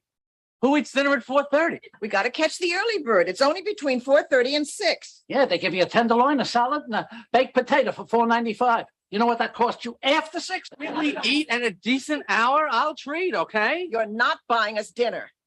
I'm not force feeding myself a steak at 4:30 to save a couple bucks. I'll tell you that. Here are some baseball facts you might not have known. In 1995, a contest was held to name a future Arizona baseball team. The name Diamondbacks won, but there were some other choices. The Arizona Diamondbacks were almost the Rattlers, Scorpions, Phoenixes, or Coyotes. Big Sexy Bartolo Colon is a very fondly remembered player. When he hit a home run against the Padres in 2016, he actually set a record. He became the oldest player to hit his first career home run at 42 years old. Melky Cabrera, in 2012, after getting suspended for high testosterone levels, he made a fake website to try and challenge his suspension. He argued that this phony website he created had given him banned substances without his knowledge. Unsurprisingly, the plan didn't work. I'm Amy Lauren. Hey, football fans, the Armchair Quarterback Show is back Saturday mornings, 9 a.m. to noon Eastern. 3-hour wake-up show that'll cover it all. College football, the NFL, fantasy football, and Major League Baseball. It's the Armchair Quarterback Show, 9 a.m. Eastern to noon Eastern, Saturday mornings, right here on the Armchair Quarterbacks 1 YouTube channel. Welcome back to Braves Country Baseball. The Atlanta Braves trail the Marlins 1-0. Let's go ahead and hit that scoreboard as we're waiting for action to come back into play. Part of the Braves order is heading to the dish. In New York, the Mets trail the Nationals 2-1. That game's in the top of the fourth. Josiah Gray versus Peterson tonight. Yankees and Rays are scoreless in the fourth. Phillies are in San Francisco. That game starts at 10:15. Blue Jays over the Pirates 2-0. That game is in the fourth inning as well. Rockies 2, Reds 1 in the sixth. 2-0 Orioles over the A's in the bottom of the fourth. Red Sox 1, Rangers 1. That game's in the third. Guardians trail the Mariners 3-0. And the Royals lead the Tigers 2-0. The first pitch on the way to Dansby Swanson is a fastball swung on and missed. Strike one. And it's 0-1. The 0-1 delivery is in the dirt. Evens up the count at 1-1. Just getting going in Chicago. Twins and White Sox are scoreless. Twins are threatening in the top of the first. Cubs threatening the Cardinals in the top of the first as it's scoreless. The 1-1 pitch, swing and a miss, strike two. And it's 1-2 to Lieutenant Dan. Later on tonight, games that have not started yet. Astros are at the Angels, Brewers at Diamondbacks, and the Padres travel to the Dodgers. The 1-2 pitch is swung on and rifled into left field. It'll get down for a base hit, a leadoff hit, leadoff single for Dansby Swanson. And the Braves got something cooking in Hotlanta. Good piece of hitting by Dansby. Put it right over the outstretched glove of the shortstop. And that'll bring the rake Austin Riley to the plate. Austin Riley batting .289 on the season. Another MVP caliber season for the third baseman. 33 home runs, 86 RBI, a .919 OPS. Alcantara flips it over to first to keep an eye on Swanson. Alcantara with just 43 pitches thrown as we begin here in the fourth inning.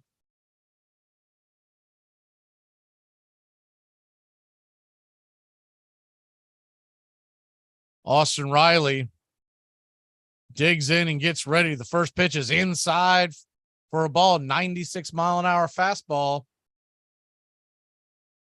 And it's 1-0.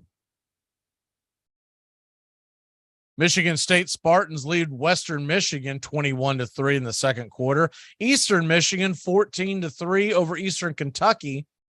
That game is in the second. The 1-0 pitch is inside, misses for a ball. It's 2-0 to Austin. Old Dominion has just scored a touchdown. They lead Virginia Tech 9-7. Remember that big upset a few years ago. Charlotte trails William and Mary 17-10 in the third. The 2-0 pitch. Swanson's on the run. He is diving into second and safe just under the tag. Close play, but Dansby Swanson's got himself a stolen base, and the Braves have someone in scoring position, trailing by just one. Good jump by Swanson. Better slide. The throw by Stallings was not a bad throw, but it was just such a good jump by Swanson. He had no chance. So a 2-1 pitch to Riley, runner on second, nobody out. Here's the delivery, swung on and banged foul. We'll do it again at 2-2. Duke leads Temple 17-0 in college football action as well. That game is in the second quarter. Kansas 14-0 over Tennessee Tech in the first quarter. And the Indiana Hoosiers lead the Illini 3-0. The 2-2 pitch is swung on and missed. Slider in the dirt, and Riley could not lay off of it. And there's quickly one away.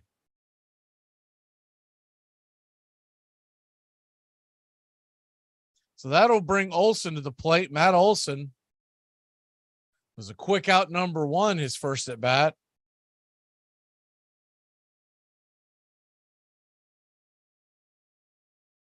The Marlins are playing Olson to pull on the infield. The first pitch to Olson is a fastball high, taken for a ball. It's 1-0.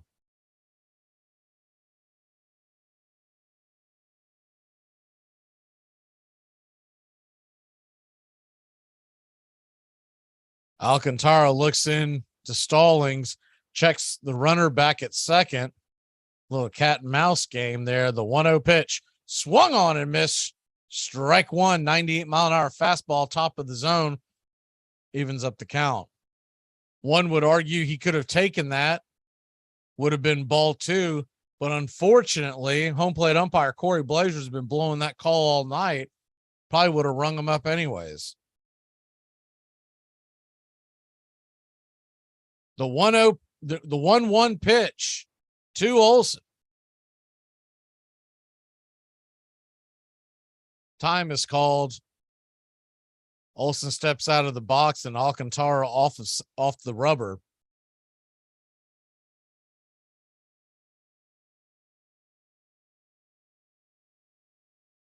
The 1-1 swung on and popped up harmlessly and playable in foul territory, and having to dart over to make the catch with Stallings, but he'll make the grab, and there's 2 away. Olson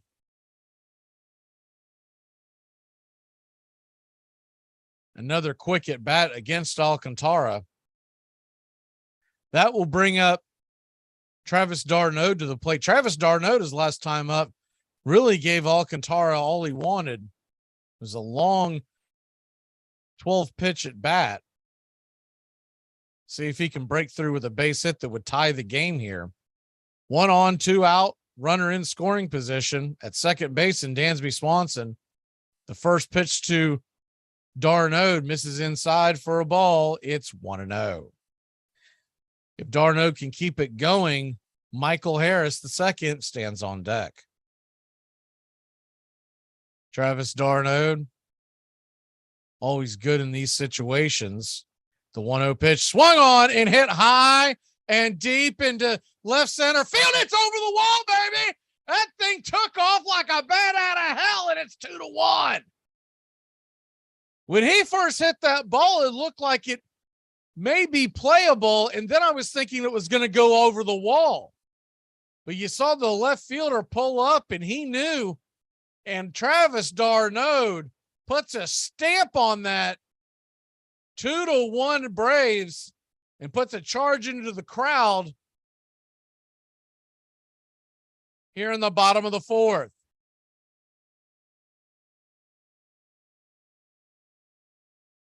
That ball went just over the left field wall, about 2 or 3 rows back, but it got out of here in a hurry. So Braves lead at 2-1, and now Michael Harris II comes up to the plate, and Harris, first pitch on the way, is in the dirt. It's 1-0. You'd love to see Harris work a long count here, maybe even extend the inning. Alcantara is now up to 54 pitches. If you can get him around that 60, that's where you'd like to have him going to the 5th. The 1-0, excuse me. It's 2-1, and it misses outside. 2-0. He's missed with that.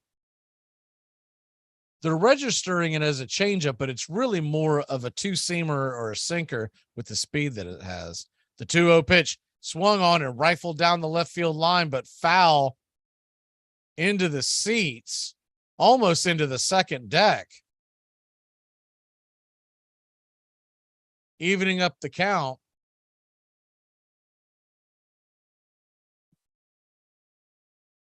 Braves 2, the 2-1 foul down the left field line. We'll do it again at 2-2. Braves 2, Marlins 1, bottom of the 4th inning. Michael Harris struck out in the 2nd inning. The 2-2 pitch on the way, down low, below the knees. Good eye by Michael, and it's 3-2. No matter how good the pitcher is, the Braves tend to hit pitchers a lot better the 3rd time through. They're seeing him much better the 2nd time through. Maybe a good sign for this Braves offense tonight. So Alcantara with a full count to Harris and swung on and fouled back out of play. We'll do it again. 99-mile-an-hour fastball that went over the third base dugout. Braves 2, Marlins 1. Braves Country Baseball here on a Friday evening as we start the month of September. The 3-2 swung on, and that ball's going to get dumped into left field. Good piece of hitting. Great at bat by Michael Harris to keep the inning going. And that gets Alcantara up to 60 pitches, and you love to see it. Regardless what comes of this, Harris not allowing Alcantara to go take a seat. Took a fastball in the outer part of the plate and just drove it into left field. Didn't try to do too much with it. Harris puts on his base running gear and gets set. The first pitch is on the way to Grissom, and he swings and fouls it down the right field line. It's 0-1. Grissom was a first pitch flyout his first time up. I'd like to see him not just work the count, but see a few more pitches. Get a better idea for Alcantara. It looks like he's trying to ambush him early. Alcantara looks into Stallings, and there's another time called. Home plate umpire Corey Blazer, he's given time behind the plate. That's at least the fourth. I think that was the fifth time so far. Alcantara flips it back over to first to keep Harris close by. Harris always a threat to steal. Perfect on the stolen bases for the year.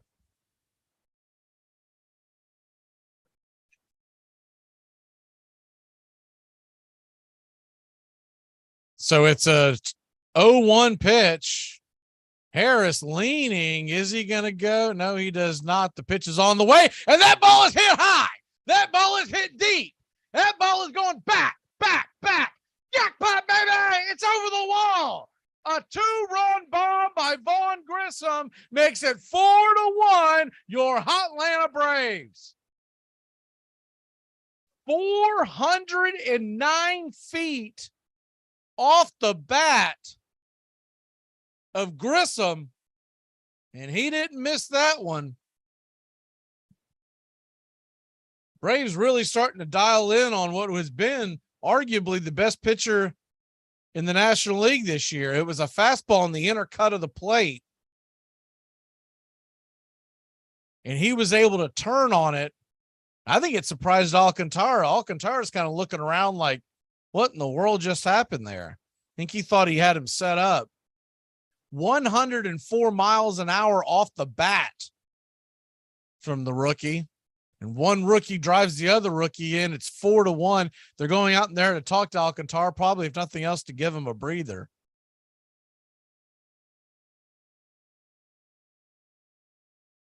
If you care about that kind of stuff, 34-degree launch angle.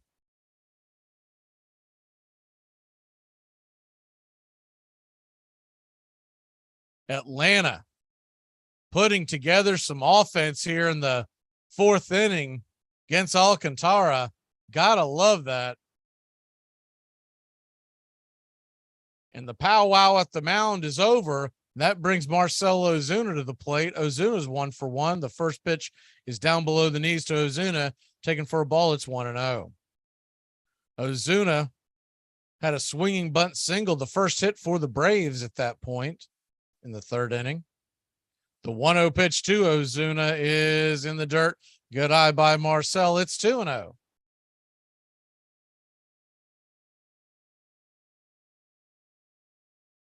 Braves 4, Marlins 1, bottom of the fourth inning in Atlanta, Georgia on a Friday night in September.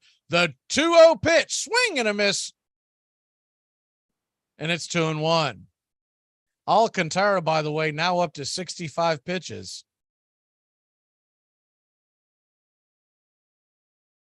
Mets and Nationals are still 2-1 New York.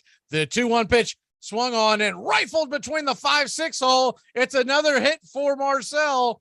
2 for 2 on the night, a 2-out single, and the inning keeps going. It's 4-1 Atlanta with Robbie Grossman coming to the plate. Sure, the last thing that Mattingly wanted to see was a shorter outing by Alcantara, but you wonder how long they'll leave him out there if he continues to twist. the last thing they want to do, the Marlins not much to hang their hat on this year, is to ruin his numbers heading towards the Cy Young voting. The first pitch to Grossman is at the knees for a strike. It's 0-1.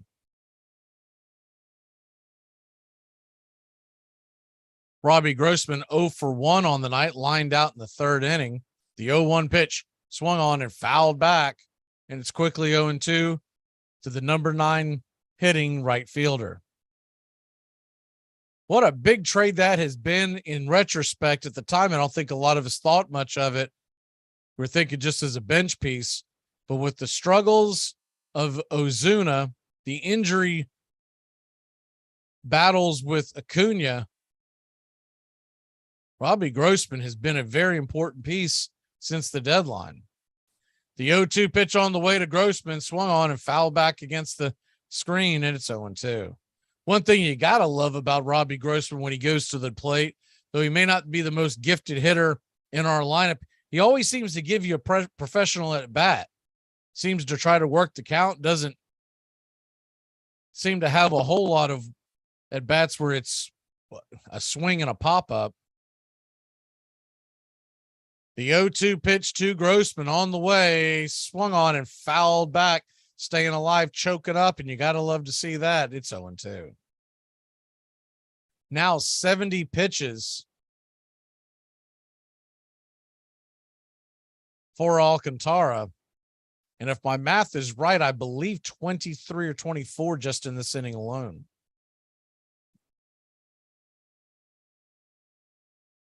The 0-2 pitch swung on and pulled towards the right side. First baseman Diaz has it. He'll step on the bag and end the inning, but not before the Atlanta Braves put 4 on the board. It's 4-1 Atlanta. We head to the top of the 5th. We want to know what your plans are. I've got some questions I want answers. What are you doing about moving out? I don't know. About Donna? I don't know. Your job? I don't know. Your future? Okay, I'm going to go ahead and hit you with an, I don't know. Here are some baseball facts you might not have known. When the Dodgers beat the Giants in the 2021 NLDS, it was Max Scherzer who closed out the game. Because the score was 2-1, Scherzer was credited with a save. It was the very first save of Scherzer's 16-year-long professional career. In 1980, the legendary Willie Mays was actually banned from baseball. Commissioner Bowie Kuhn learned that Mays had taken a job at a casino and was concerned that he would gamble, even though he only worked there as a greeter. The ban didn't last long and was reversed 5 years later in 1985. You're listening to Braves Country Baseball. Please like and subscribe today. YouTube.com, Armchair Quarterbacks 1. He never complained, never alibied. He was never known to criticize a teammate or call an opposing ball player lucky. He accepted his great success modestly and the many vicissitudes of his life in silence. He was easy to like and hard to know. New York World Telegram. If Walter Johnson and Christy Mathewson had a challenger for the title of best pitcher in baseball, it was a troubled young right-hander named Grover Cleveland Alexander, a Nebraska farm boy, the son and grandson of alcoholics, and one of 13 children. He had honed his startling accuracy by hurling rocks to kill birds to help feed his family. He was a minor league star at 22 when a shortstop's throw to first hit him squarely between the eyes. He was unconscious for 2 days, then stricken with double vision. He kept throwing anyway, and after months of relentless work, his vision suddenly and mysteriously cleared, though he remained subject to epileptic seizures for the rest of his life.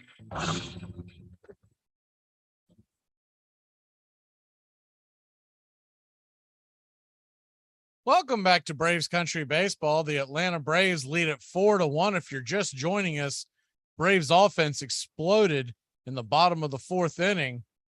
2 home runs by Travis d'Arnaud and Vaughn Grissom. And Charlie Morton will go back to work against the first baseman, Loren Diaz. And the first pitch is on the way. It's a curveball inside. Missing low, it's 1-0.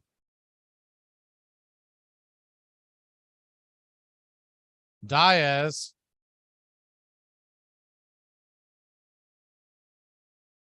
takes the 1-0 pitch for a strike at the knees. It's 1-1.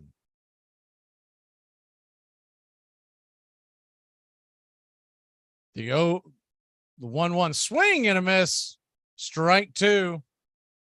Change up on the outer edge, and it's 1-2.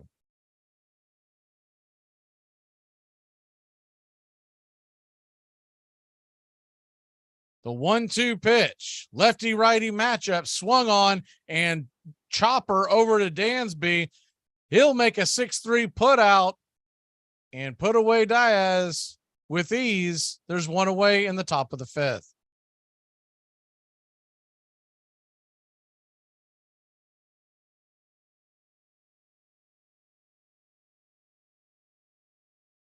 Braves 4, Marlins 1.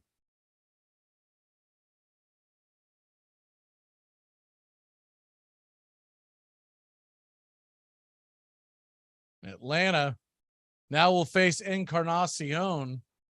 Encarnacion hit a solo shot last time. The first pitch to Encarnacion is a sinker, called for a strike. It's 0-1.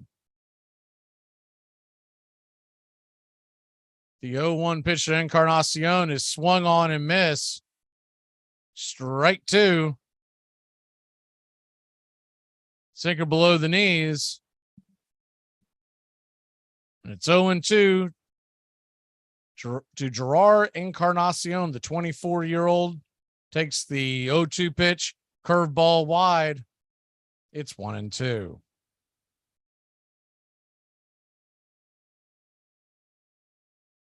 Braves 4, Marlins 1, top of the 5th, Friday night baseball. The 1-2 pitch in the dirt, well wide of the mark, and it's 2-2.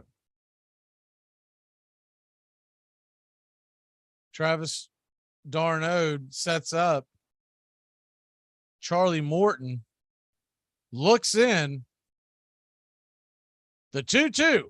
Swing and a miss, strike 3. The 4th strikeout of the game for Charlie Morton. And there's 2 away in the 5th. Morton just 68 pitches so far, so he's looking good on that account. You got to figure if he can get a quick out number 3, he might be eyeing 6-7 innings tonight. But first things first, he'll face Rojas. Rojas 0 for 1.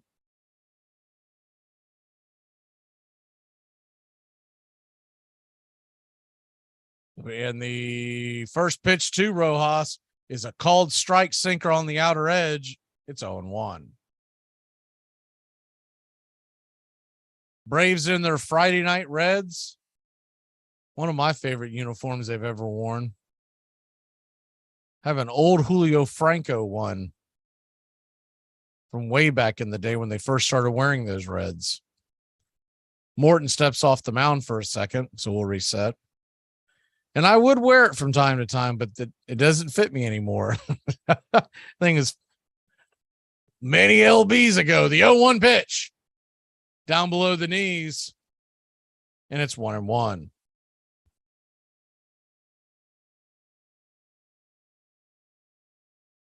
Football fans, college football gets into full swing tomorrow. The Armchair Quarterbacks 1 wake-up show, 9 a.m. to noon. The 1-1 strike on the outside corner just kisses the black. Rojas does not like it, argues with blue. It's 1-2. Rojas may have had a point there. That was one of those that only if you're a Brave fan did you think that was close to being a strike. The 1-2 pitch, swing and a miss, strike 3. 5 strikeouts on the night for Uncle Charlie, and that'll end the inning. So 3 up, 3 down, a great shutdown inning. Acuna, Swanson, and Riley are coming to the plate. Started training mixed martial arts, MMA, some people call it UFC. You do UFC. UFC is an organization. MMA, mixed martial arts, is a sport. That's like saying you do NBA, you do Golden State Warrior. Anyway. Today, we're going to talk about the career of Mickey Mantle. In almost 2 decades, he compiled a lifetime OPS plus of 172. This puts him 7th best all time. He won the league home run title 4 times and the league slugging title 4 times. He hit 300 or better in 10 seasons. He was a 20-time All-Star, had 3 MVPs, won 1 batting title, 1 Triple Crown, and also won a Gold Glove in his 18-year career. He played in 12 World Series during a 14-year stretch. Mantle would help the Yankees win 7 titles in his career. He is the only switch hitter to hit 50 home runs, and he did it twice. The 1951 World Series, Mantle would trip over an exposed drainage pipe while attempting to catch a fly ball. In 1969, it was determined that Mantle had played all of those years with a torn ACL in his knee without having it repaired. Mantle finished his career with a .298 batting average, 536 home runs, 1,509 RBIs. He scored 1,676 runs and had 2,415 hits. Alexander stormed into the majors in 1911, striking out 227 men for the Philadelphia Phillies in his very first season. He would win 30 or more games 3 seasons in a row. He pitched 4 one-hitters in 1915 and 90 shutouts during his long career. He was utterly businesslike on the mound, throwing an arsenal of pitches with pinpoint accuracy. Game after game, he'd pitch in an hour and a half, a teammate recalled. No fussing around, no stalling, no wasted motion. Even the men he struck out so consistently liked it. Between games, he was modest, good-humored, and kept mostly to himself. But then he began to drink.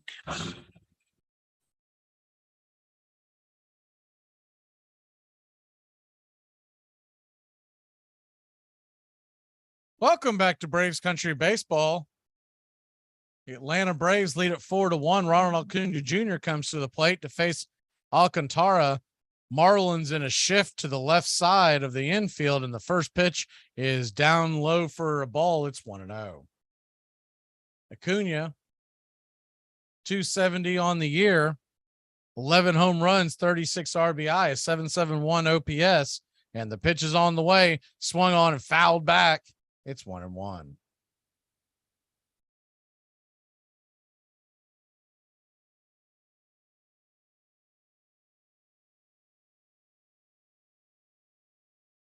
Ronald Acuna Jr., if you missed the game last night, hit a home run 444 feet over the wall.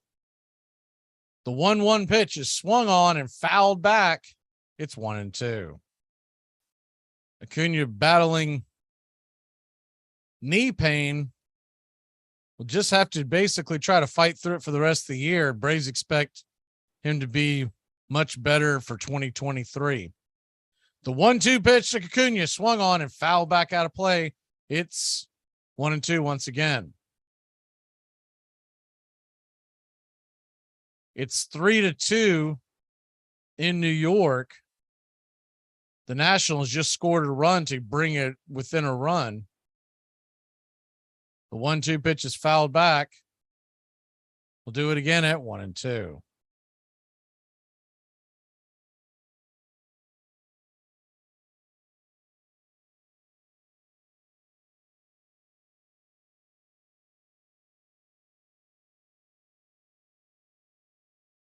The 1-2 pitch, inside fastball. Acuna has to bend out of the way. 77 pitches on the night for Alcantara here in the 5th inning with nobody out. A 2-2 count. Infield shift, swung on and broken bat. It's going to flail into the glove of Rojas. He had a good swing on that, but the bat shattered.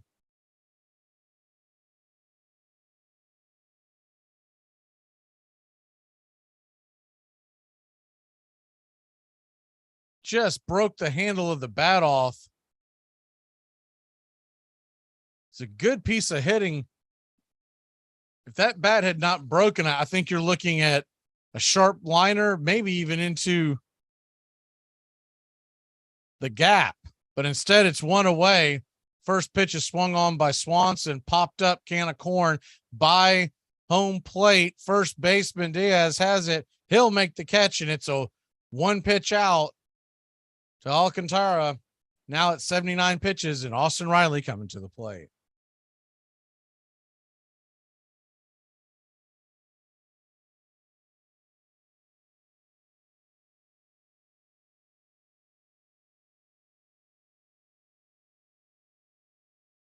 Austin Riley, 33 home runs. The first pitch is a fastball inside, just caught the lip of the strike zone. It's 0-1.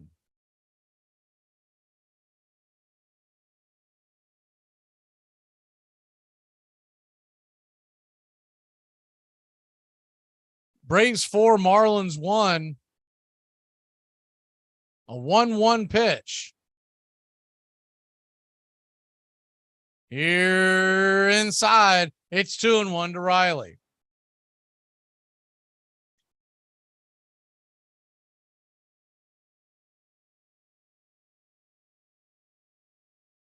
Two-one pitch.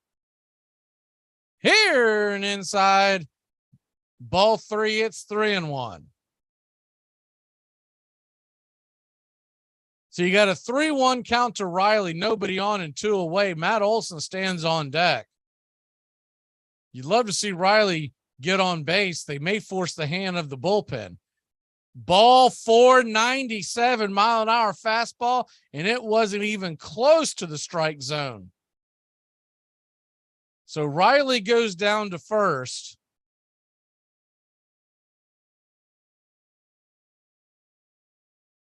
There's 2 outs. It does look like they're going to stick with Alcantara. We'll see what he can do against Olson. Who Olson is 0 for 2 on the night. Really hasn't had a very good at bat against Alcantara yet. But the first pitch is swung on and miss. Change up. Good pitch by Alcantara just below the knees. It's 0-1. Alcantara creeping up near 90 pitches, and you got to figure this day and age, if he lets another one on, that'll be it for him. The 0-1 pitch, swing and a miss, strike 2, 0-2 to Olson. He has not been able to pick up that changeup very well. You'd like to see him choke up a little bit. The 0-2 pitch. Riley leans off of first. Alcantara brings it. And good eye by Olson that time. Same pitch. This time he laid off. It's 1-2. 3 consecutive changeups right there at the knees. He swung at the first 2, laid off of that one. The 1-2 swung on and popped up high and deep into center field, but dying just at the warning track. That ball went farther than I thought it would for out number 3. So the Braves put one on but failed to score. We head to the top of the 6th, 4-1 in Atlanta. You're listening to Braves Country Baseball. Please like and subscribe today. YouTube.com, Armchair Quarterbacks 1. She left me. She left me, Dad. I'm sorry. After all we've been through. I don't know what. I trusted her. I know, buddy. And she left me. I know. This hurts so bad. I know. And it's like she doesn't even care. Listen, Amy is Amy. only. Yeah, Amy. Who are you talking about? My Uber driver. This heifer left talking about I'm taking too long. I said, bitch, I'm on my. Here are some baseball facts you might not have known. The Pirates won a game while getting no hit because of 3 walks and a fielder's choice. It's the first time since 2008 that a team has won without recording a hit. In the late 90s, higher-ups for the Red Sox wanted to replace Fenway Park with a sports megaplex. The new Fenway Park would have been next to the New England Patriots Stadium, but an agreement failed to be reached. Nick Markakis used to hold the record for most consecutive games without committing an error, but Robbie Grossman of the Detroit Tigers played his 401st game in a row without an error, setting the new record. It all starts with just one thing. Get to know your local beekeeper. You can make sure they don't use chemicals in the hive, that they only sell surplus honey, plus locally produced honeys have a smaller carbon footprint. Find tips and more at onethingus.com. What's your one thing? Branch Rickey graduated from Ohio Wesleyan University, struggled as a catcher for a few years in the major leagues, got a law degree but failed to drum up any clients, gratefully returned to baseball, working for the St. Louis Browns, one of the poorest teams in the majors. He moved up quickly within the organization, scout, club secretary, and in 1913, manager. Rickey was a genius at making do with less. He approached his job scientifically, introducing unusual calisthenics, batting cages, and sliding pits. No ball player can learn to steal bases by practicing sliding in the sand pits. I wouldn't ask a veteran to slide into a pit. I don't think much of this theory stuff. Miller Huggins.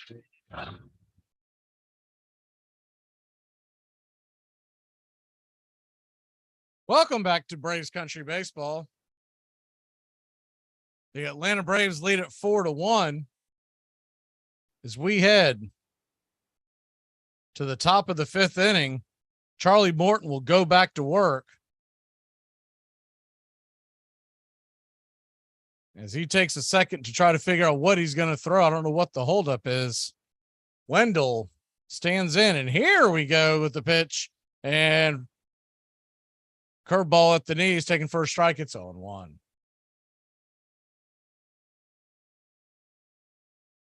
Braves lead at 4-1, scored all 4 runs in the bottom of the fourth inning via the home run. The 0-1 swing and a miss, curveball down below the zone. It's 0-2. 1, 2, and 3 batters for the Marlins due up here in the sixth.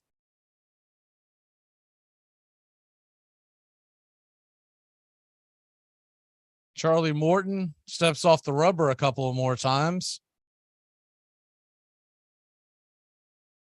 He looks into Darnode, shakes him off a few times, does not like what Darnode wants to ring up. We'll see where he's going to go here.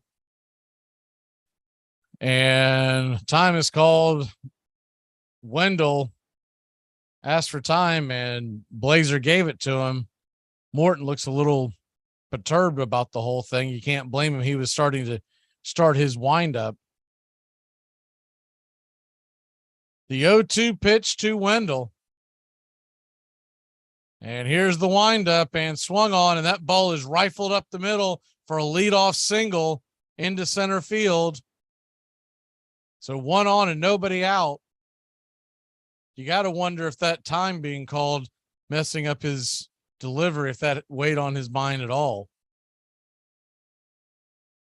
Time to wipe that slate clean. Anderson will come to the plate. Number 2 hitter, right fielder Anderson.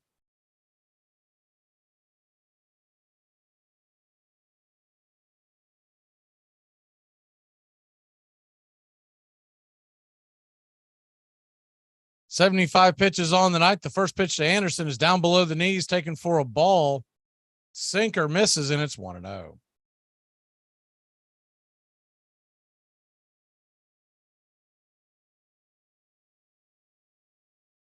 Braves 4, Marlins 1. The 1-0 pitch inside misses. It's 2-0. Standing on deck is Cooper.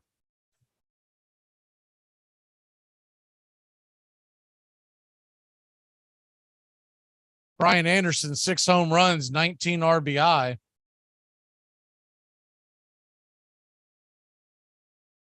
Wendell got a pretty good lead off of first. The 2-0 pitch is right down Main Street, taken for a strike. It's 2-1.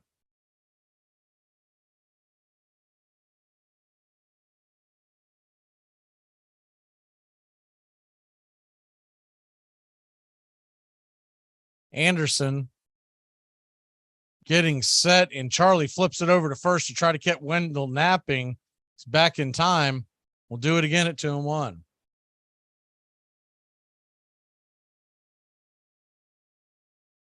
Braves 4, Marlins 1, nobody out. Top of the sixth inning. Charlie Morton kicks and deals the 2-1 pitch. And did he go around? He did. First base umpire, Mark Rippenberger, says it's a strike, and it evens up the count at 2-2.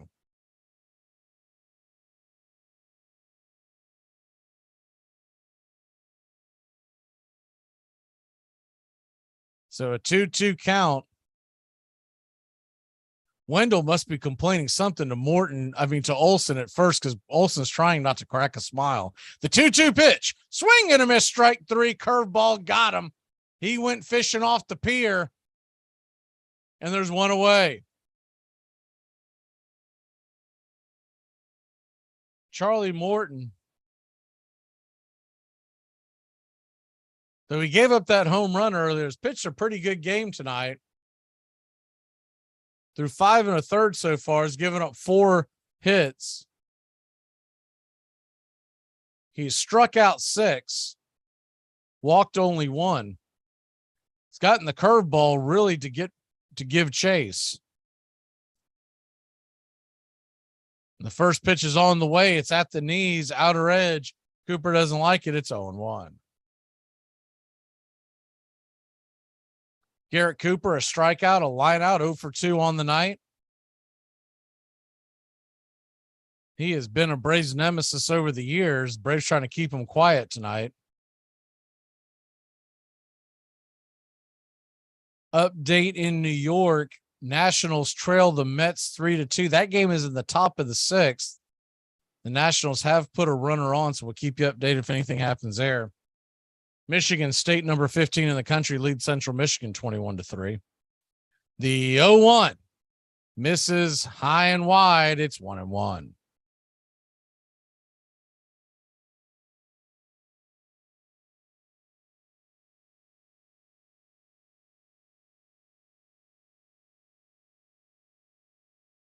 Braves 4, Marlins 1, top of the 6th, 1 on, 1 out. The 1-1 pitch from Charlie. Here's the pitch in, fastball at the edge, called for a strike. Good pitch by Charlie. Cooper does not like it. It's 1-2. I'd say there's probably about to be an explosion by one of the Marlins batters. They are just not liking the calls they're getting. Kind of going both ways, though. Alcantara was getting some high strikes. Charlie's getting more of the wide strikes. The 1-2 pitch, swing and a miss, strike 3. Curveball, got him chasing again. And there's 2 outs. In the top of the 6th, the left-handed hitting center fielder, Blade, coming to the dish.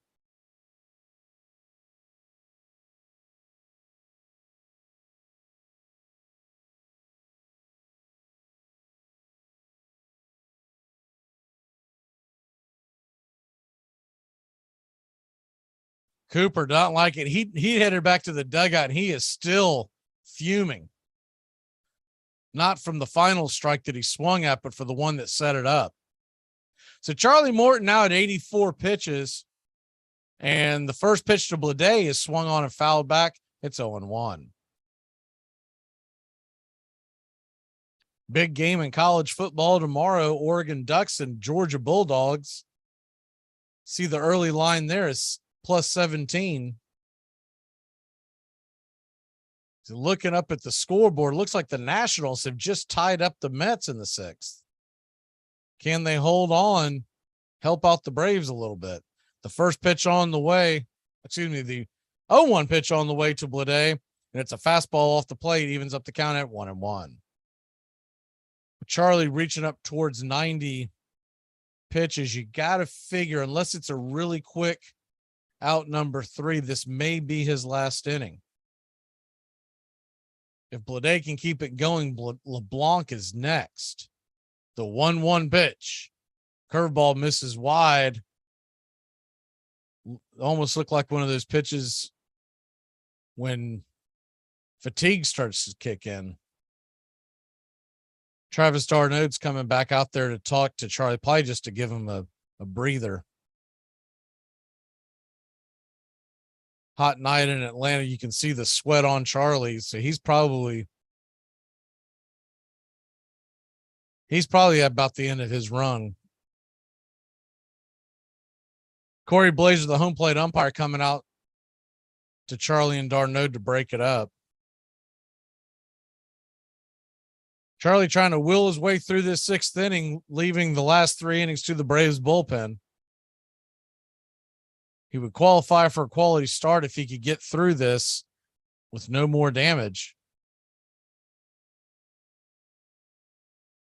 The 2-1 delivery from Charlie is a fastball off the plate wide. It's 3-1.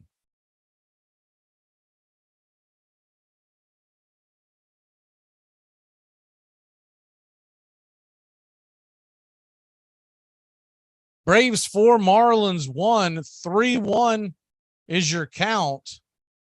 2 outs, a runner on first, and Wendell. The 3-1 pitch, swing and a miss, strike 2. Fastball that's foul tipped into the glove of Darnode. So with the 3-2 count, got a couple of things going on here. Riley will move from third all the way into shallow right in the shift, and the runner will be on the move. Dansby Swanson, the only one on the left side of the infield. The 3-2 pitch swung on and fouled back. We'll do it again at 3-2.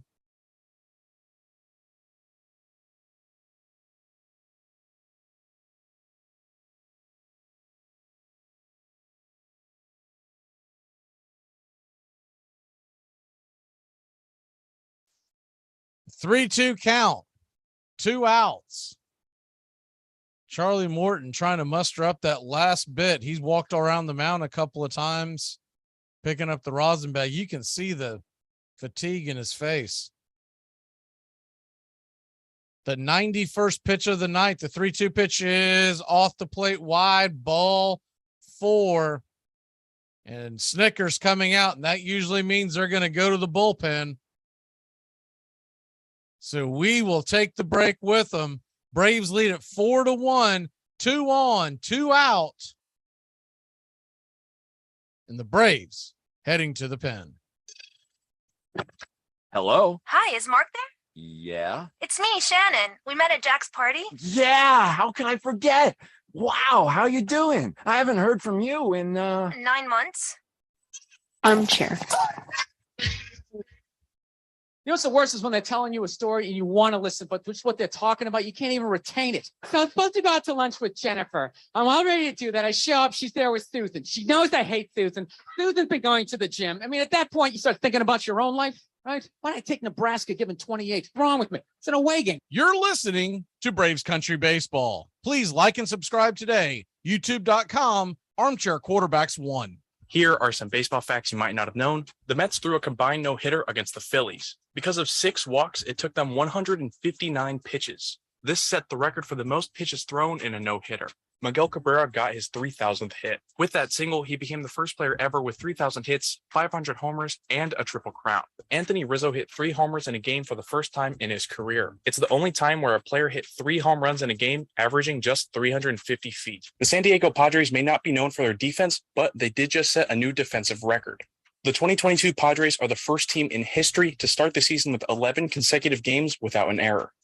Ricky barred profanity and poker playing and liquor. Offered evening lectures on baseball theory called Skull Sessions. Keeping a promise to his mother, managed just 6 days a week, leaving an assistant to take over for him on Sundays. In 1919, the Browns' crosstown rivals, the hapless St. Louis Cardinals, offered him a still bigger job as general manager at double the salary. He would spend the next 23 years with the Cardinals and in the process profoundly change the game of baseball.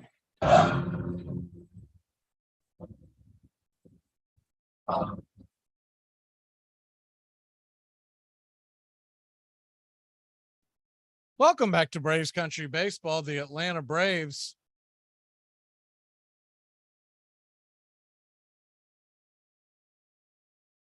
lead at 4-1, and we're heading to the bullpen. Charlie Morton's going to be replaced by Colin McHugh. McHugh will inherit 2 runners on first and second. There is 2 away. He's facing the middle of the order. LeBlanc, who is 1 for 1 with the walk, stands at the plate. McHugh comes in from the right side, righty-righty matchup, and the first pitch is on the way, and the ball is swung on and hit down the right field line, foul. It's 0-1. Charlie Morton, 5 2/3 innings, 4 hits, a run, 7 strikeouts, and 2 walks. He is responsible for the 2 men on base at this point.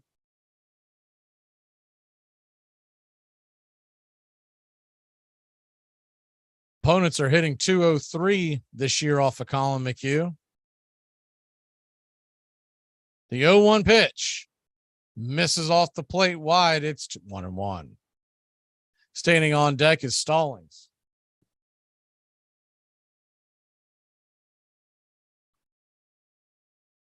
Friday night baseball in Atlanta, Georgia. Braves lead at 4-1.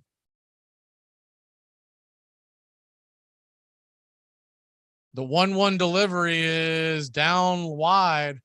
Slider misses. It's 2-1. So a 2-1 count. Big pitch here because you don't want to go to 3-1. You got runners on first and second. You really want to avoid any kind of full count situation with 2 outs where those runners would be off to the races. The 2-1 pitch is swung on and hit hard into center field on his horse. Michael Harris makes the catch at the warning track at full speed, and the inning is over. So good defensive play by Harris will end the inning. Braves lead at 4-1. Darnode and Harris, along with Grissom, coming to the plate. Listen, if you feed your kid frozen pizza or chicken nuggets for dinner, you are a terrible parent. I don't care what it takes. You take the time out and you put that in the microwave. Today, we're going to talk about the career of Rod Carew. He made his major league debut April 11th, 1967. He had a career high 5 hits against Washington on May 8th, 1967. On May 20th, 1967, he became the first Minnesota Twins player to hit for the cycle. All of these things happened in his first 2 months in the major leagues. He was an 18-time All-Star. He only missed 1 All-Star game in his career. In 1969, he stole home 7 times. Only Ty Cobb has stolen home more in 1 season. He hit 300 or better from 1969 to 1983. He never struck out 100 times in a season. He won 7 batting titles in his career and 4 straight from 1972 to 1975. He would miss out on a 5th straight batting title by .002. He led the American League in hits 3 times in his career. Over his 19-year career, he batted .328, had 3,053 hits, scored 1,424 runs, stole 353 bases, and had a .393 on-base percentage. He also won an MVP award in 1977. He was elected to the Baseball Hall of Fame in 1991 with 90.5% of the vote. America's entry into World War I was very near in the spring of 1917. Millions had died on battlefields in Europe, and Americans could no longer stand by. Baseball was eager to show that it was ready to do its part. Bam Johnson ordered teams to learn close order drill, and the Washington Senators showed off their marching skill, led by the athletic young Assistant Secretary of the Navy, Franklin Delano Roosevelt.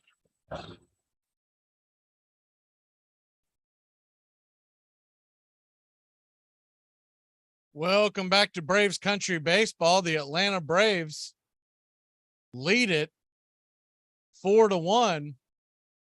We head to the bottom of the 6th inning. Sandy Alcantara is going to go back out on the hill. A little surprised by that. And the first pitch to Darnode is a top of the zone slider called for a strike. And it's 0-1.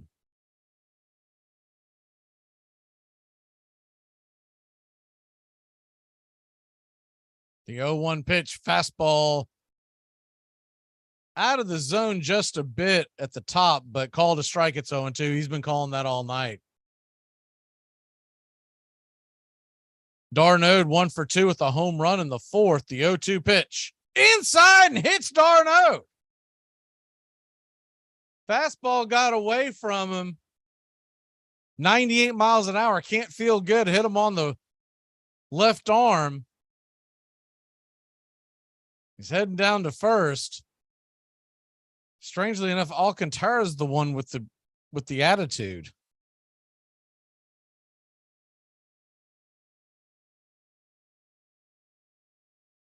Hit him right there next to the rib cage underneath the armpit.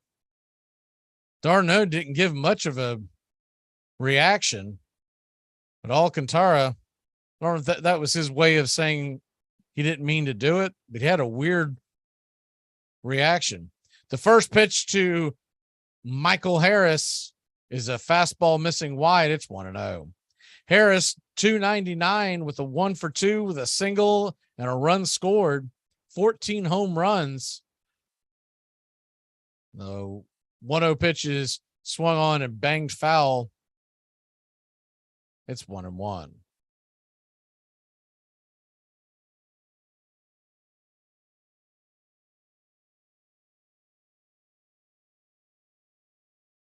One. Here's the 1-1 delivery from Alcantara. Fastball swung on and fouled down the line. It's 1-2, 96 miles an hour. So you got a 1-2 count to the rookie. Travis d'Arnaud stands on first. There's nobody out. On deck is Grissom. The 1-2 pitch is swung on and hit high and deep over the right field wall. Ding dong, that pitch is dead. It's 6-1 Atlanta. Michael Harris II hit a rocket, 436 feet, 112 miles an hour off the bat of the 21-year-old center fielder. Money Mike hits the plate, and 3 2-run shots have made it 6-1 on Sandy Alcantara. Wow.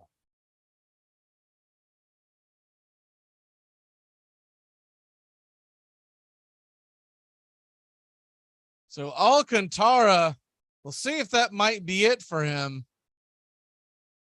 Braves have just exploded. It doesn't look like they are. It looks like they're going to let him hang out to dry. I'm really surprised by this by Mattingly. It was a slider that I think he was trying to backdoor slider him, but it got way too much of the plate. And Michael Harris sent it over the right field wall just below the chop house. It got out in such a hurry. Meanwhile, in New York, the Mets have taken a 4-3 lead over the Nationals. Josiah Gray's been ran from the game. He's heading to the showers as well. The chop is going loud and proud in Atlanta, and Alcantara is finally going to come out of the game. So I think Mattingly was buying time for his bullpen. We'll head to break. We'll be back in a flash. The Braves lead at 6-1. So come to find out, the barber that lives around the corner from me just got arrested for selling drugs. You never know about people, man. I've been going to this dude for 12 years. Never knew he was a barber. Crazy, man. Here are some baseball facts you might not have known. Craig Biggio is remembered as a great contact hitter and one of the best Astros ever. In 1997, he played 162 games without grounding into a double play, becoming the only player to ever do that. Hunter Green is an extremely exciting prospect for the Cincinnati Reds. Part of that excitement comes from his electric fastball. In his April 16th start against the Dodgers, he threw 39 pitches over 100 miles per hour, setting a new record. You're listening to Braves Country Baseball. Please like and subscribe today. YouTube.com, Armchair Quarterbacks 1. Baseball had become one of the biggest entertainment industries in the country. And when war actually came in April, the owners saw no reason to stop playing. With an astonishing disregard for the new proprieties and new decencies, the so-called magnates of baseball have proclaimed in both leagues their unswerving adherence to the wretched fallacy of business as usual. New York Times. The owners argued that baseball should be declared an essential wartime industry so that players would be exempt from the draft. It didn't work. July the 21st, 1918. Baseball received a knockout wallop yesterday when Secretary Baker ruled players in the draft age must obtain employment calculated to aid in the successful prosecution of the war or shoulder guns and fight. Fresh recruits drilled on the Elysian Fields in Hoboken, New Jersey, where Brooklyn and Manhattan teams had developed the game of baseball 70 years before. Some ball players found jobs in defense industries where they were paid handsomely to play on company teams. But 247 major leaguers did serve, and 3 were killed in action.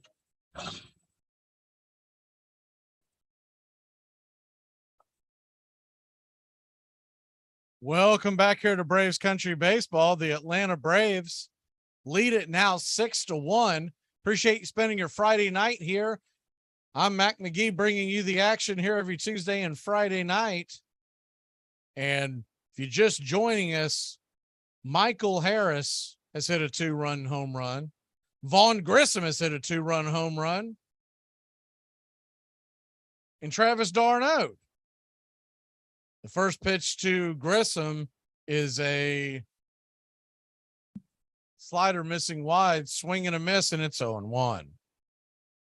Huascar Brazoban comes into the game for the Marlins, the right-hander, throws a cutter down low, and it's 1-1.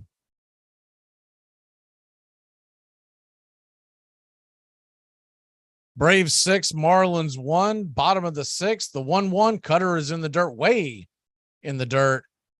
That ball bounced into the left-handed batter's box, and it's 2-1. Huascar Brazoban, a 3.06 ERA, 2.12 batting average against. The 2-1 is in the dirt to the backstop. It's 3-1.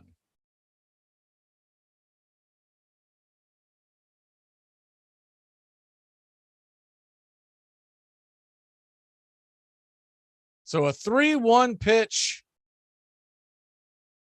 to Grissom, swing and a miss. Cutter right in the middle of the plate. Grissom was trying to give it a ride. We'll do it now. It's 3-2. Vaughn Grissom digs in, and that ball's low. Good eye by Vaughn, and he'll head down to first with a walk. Marcell Ozuna due up. Marcell Ozuna in the starting lineup for the first time in over a week. He is 2 for 2 on the night with 2 singles.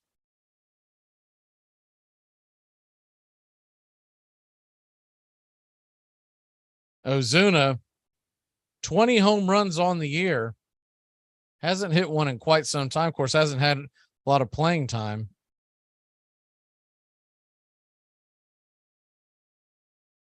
He steps in from the right side, righty-righty matchup. Vaughn Grissom leads off of first, and the first pitch is down below the knees. It's 1-0. Ozzie Albies began his rehab assignment last night. Expect him back sometime in the next week or two, depending on how many at-bats he thinks he may need. Grissom playing so well, they don't have to rush him back. And Grissom is on the run. Grissom steals second. His foot, did it stay on the bag? Second base umpire, Junior Valentine, says he did. We'll have to see this because Grissom went flying through, looked like he came off the bag. We'll have to see if the tag was there. Kind of a weird running hitch of a, I'll tell you what, if they're going to overturn that, it's going to take a tough call to overturn that, because I don't think he ever actually came off the bag enough. Like maybe you could slide an index card underneath his foot. You could have argued that, but that's a tough overturn. Can't imagine they're going to do it. He really didn't get that good of a jump, but he ran. To me, it looks like that when his right foot came off the bag, the left foot held. They're going to take a look at it. Let's go ahead and hit the scoreboard while they do that. Mets 4, Washington 3. That game is in the 6th. Philly has yet to start with San Francisco. That game starts in about an hour. St. Louis 2-0 over Chicago in the 3rd. Baltimore and Oakland in a pitcher's battle in the 8th inning. It's 2-2. Tampa Bay 1-0 over the Yankees. More on that in a second. Seattle 6, Cleveland 0. Cleveland sent 2 pitchers to the IL today. Plesac and Savale both went to the IL of note. They're still reviewing that to see what we come up with here. They take that long. You wonder, they're going to call him out. Okay. So he'll head to the, I don't know about that one. I think that was a tough one to overturn, but they called him out, and the 2-0 pitch will now be delivered to Ozuna. He fouls it back. It's 2-1. The Tampa Bay Rays, if they were to win tonight, they would be 5 games back of the New York Yankees, who had a commanding 14.5 game lead just over a month ago. We still have 30 games left in the season. The 2-1 pitch, swing and a miss. Strike 2, it's 2-2.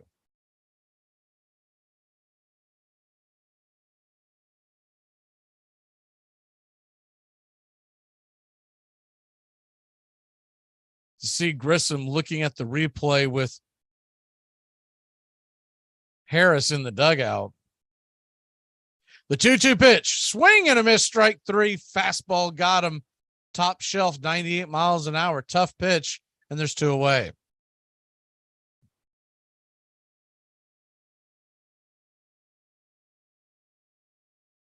That'll bring Robbie Grossman to the plate. Grossman is 0 for 2 on the night. Toronto leads Pittsburgh 2-0 in the 8th. Coming into tonight, the American League wild card looks like this as the first pitch to Grossman misses high out of the zone. It's 1-0. Tampa Bay and Seattle are 2 games in front of the Toronto Blue Jays. Those are the top 3 teams in the American League wild card race. Baltimore is a game and a half behind Toronto. As the 1-0 pitch misses high and wide, it's 2-0. And Minnesota is 3 games back of Baltimore, but they have a 3-game lead over the White Sox in the AL Central. The 2-0 pitch is swung on and misses, 2-1. Braves 6, Marlins 1.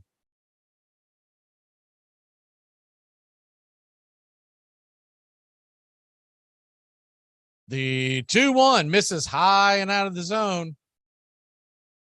The same pitch that Alcantara has been getting a strike called all night is a ball. It's 3-1. Mets are starting to put those Nationals away at 6-3 in the bottom of the 6th.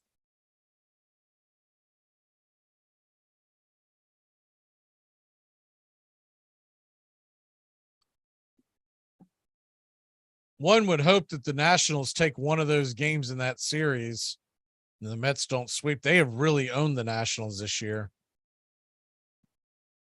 Of course, most teams have.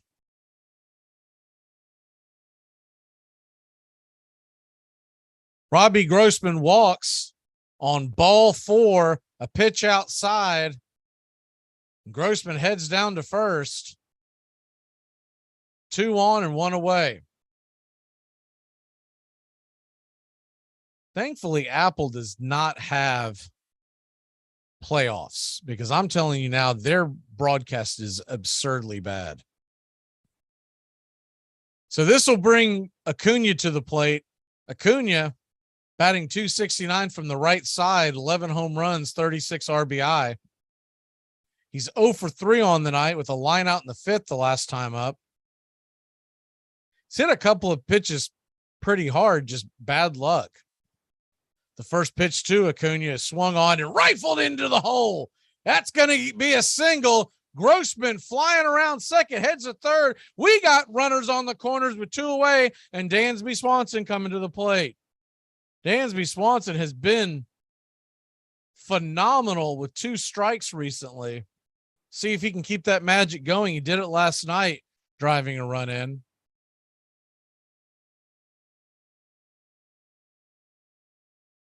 Good piece of hitting by Acuna. They were playing the shift and had him pulled, and he took the pitch on the outer edge of the plate and just drove it into the what would normally be where the second baseman's standing for the single. He gets a base knock to get himself going here in this game. First pitch on the way to Olsen, misses high and out of the zone. It's 1-0. what was at one point a laugher, and they were about to put the game out of reach.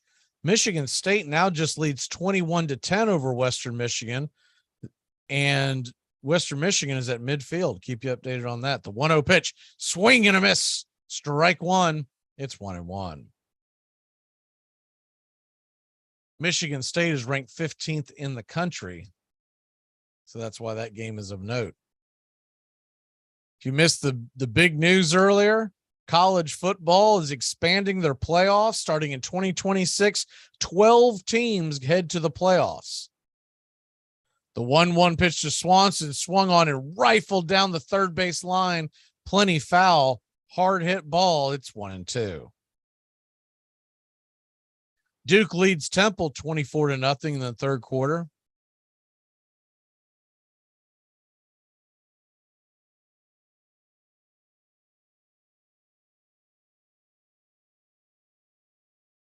Braves 6, Marlins 1.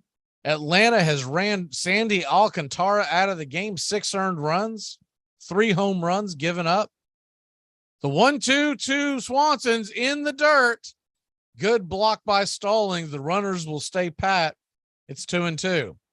So deuces are wild. 2 on, 2 out, a 2-2 pitch to the number 2 hitter, Dansby Swanson. Brazabon will get the sign from Stallings. If Swanson could put one in the gap, it would probably score 2, though I don't know how much they're going to push Acuna. So the ball is swung on and missed. Just got a piece of it. Excuse me. Bangs it off the plate. It's 2-2.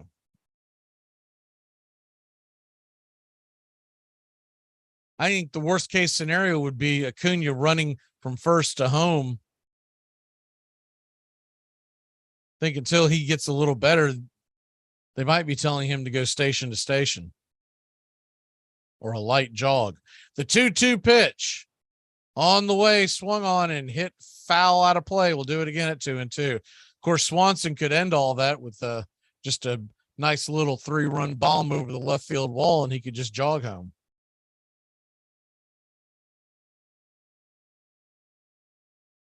Mets have now stretched it to a 7-3 lead, so the Braves need to hold on here and keep the pressure on the Mets. The lead is 3 games right now in the NL East. Braves hosting the Marlins all weekend and the Mets with the Nationals. The 2-2 pitch is in the dirt. Ball 3, full count. So you've got a runner on first and Acuna. He will be off with the pitch.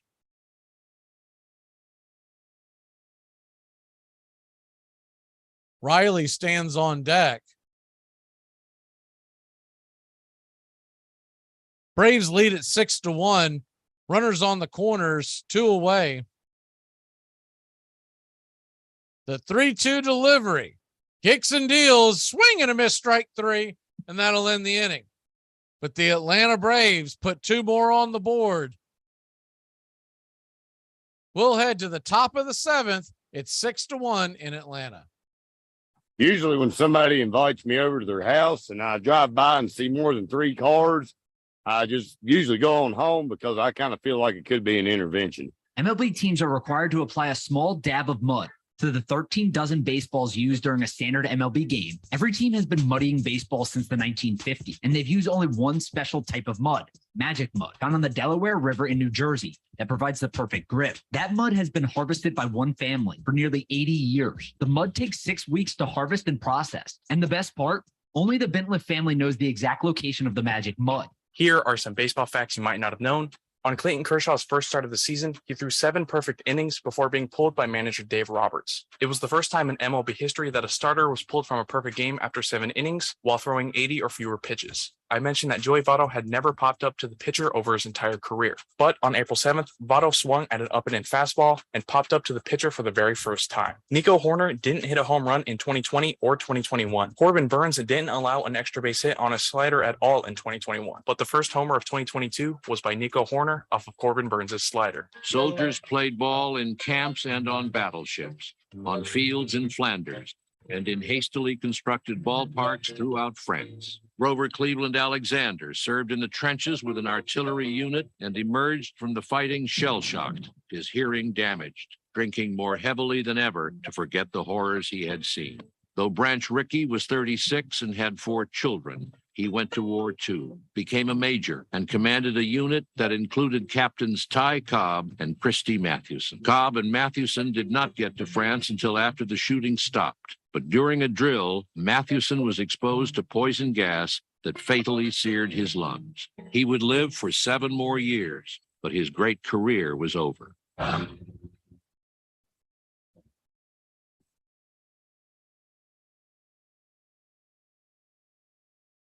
Welcome back to Braves Country Baseball. The Atlanta Braves lead the Marlins in a score of 6-1, 3 2-run home runs. 6 runs, 8 hits, no errors for the Braves. 1 run, 4 hits, no errors for the Marlins. Colin McHugh is back out there, and he'll go back to work. The first pitch is swung on and dumped into right field by Stallings, and it's a leadoff single for the Marlins. It's a cutter up and in, and he just fisted it out into right field. It's time to turn back time here on Braves Country Baseball, as we do every ball game. On this date in 1880, in Strawberry Hill, Nantasket Beach, and Hull, Massachusetts, the first ever baseball night game took place. The first pitch from McHugh is on the way, and it is called slider for a strike. It's 0-1. 3 wooden towers with lights powered by the Electric Light Company. As the 0-1 pitch is slider on the outer edge, called for a strike. It's 0-2. Gave enough wattage for about 90,000 candles. As the 0-2 pitch misses outside, it's 1-2. The game would be played to a 16-16 tie. Misplayed balls all over the place because of the bad lighting. And they would have to call the game early as the 1-2 pitch is banged off the plate. We'll do it again. It's 1-2. As the players on the teams had to catch the ferry back home. That was on this date in 1880. On this date in 1957, the then Milwaukee Braves sweep the Cubs in a doubleheader at Wrigley Field. The first game is 23-10. Frank Torrey, the older brother of Joe Torrey, scored 6 times, establishing the Major League Baseball record at the time. 6 runs in 1 game. The 1-2 pitch misses out wide. It's 2-2. Runner on first, nobody out. A 2-2 from McHugh. Stallings leads off of first and swing and a miss, strike 3. Slider got him. He's diving in at towards his feet. And there's 1 away. On this date in 1965 and on this date in 1999, Ernie Banks in 65 and Cal Ripken Jr. in 1999 both hit their 400th career home runs. Encarnacion comes to the plate, and Encarnacion takes the first pitch high for a ball. It's 1-0. Encarnacion, the only run for the Marlins so far, hit a solo shot back in the 3rd inning off of Charlie Morton. The 1-0 swung on and fouled back. It's 1-1. And on this date in 1998, Mark McGwire hit his 58th and 59th home run against the Marlins. Sosa hit his 56th home run in Wrigley against the Reds in their famous home run chase in 98. The 1-1 pitch misses wide off the plate. It's 2-1. Though I know a lot of us have held everyone accountable for the steroids era, I don't remember a lot of complaining in the summer of 98. I remember the whole nation getting caught up in it. The 2-1 delivery from McHugh right there at the knees, but called low for a ball. It's 3-1. And that was on this date, September 2nd, 2022. McHugh, 3-1 delivery. Cutter, top of the zone, taken for a ball. It's 3-2. Carnacion was trying to will his way onto first, started to reach for his equipment down by his right foot, trying to get that called ball. It was in the zone. The 3-2 pitch swung on and hit high, but not very deep into right field. Underneath it is Grossman. There's 2 away. Stallings will jog back to first. Top of the 7th inning here. 2 outs. 7th inning stretch is next. I don't know if I finished the thought earlier. The Cleveland Indians lost 2 of their starters today going to the IL. Aaron Savale and Zach Plesac, who have both pitched well down the stretch as the Guardians trying to make the playoffs. They're fading fast and losing 2 of their starters. First pitch is swung on and grounded over to Grissom. Grissom has it. He'll fire it over to first. It's a 4-3 put out, and Rojas is retired. We'll head to the bottom of the 7th. Get up and stretch, y'all. You're listening to Braves Country Baseball. All right. I can't see you. Let me hear you. All right. Katie was baseball mad, had the fever and had it bad. Just to root for the hometown crew every Sue. Katie Blue. On a Saturday, her young beau called to see if she'd like to go to see a show, but Miss Kate said no. I'll tell you what you can do. Take me out to the ball game. Take me out with the crowd. Buy me some peanuts and cracker jacks. I don't care if I ever get back. Let me root for the home team. If they don't win, it's a shame. For it's 1, 2, 3, stretch around at the old ball game. Katie saw all the games, knew the players by their first names. Told the umpire he was wrong all along, good and strong. When the score was just 2-2, Katie knew what to do. Just to cheer up the boys she knew, she made the gang sing this song. Take me out to the ball game. Come on. Take me out to the crowd. Buy me some peanuts and cracker jacks. I don't care if I never get back. Root for the home team. If they don't win, it's a shame.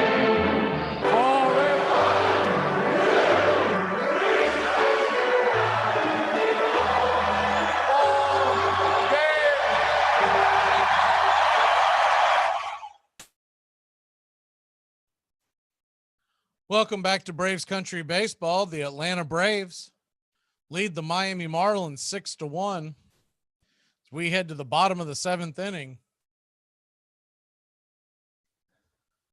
The heart of the Atlanta order will be coming to the plate. Austin Riley, Matt Olson, and Travis d'Arnaud due up.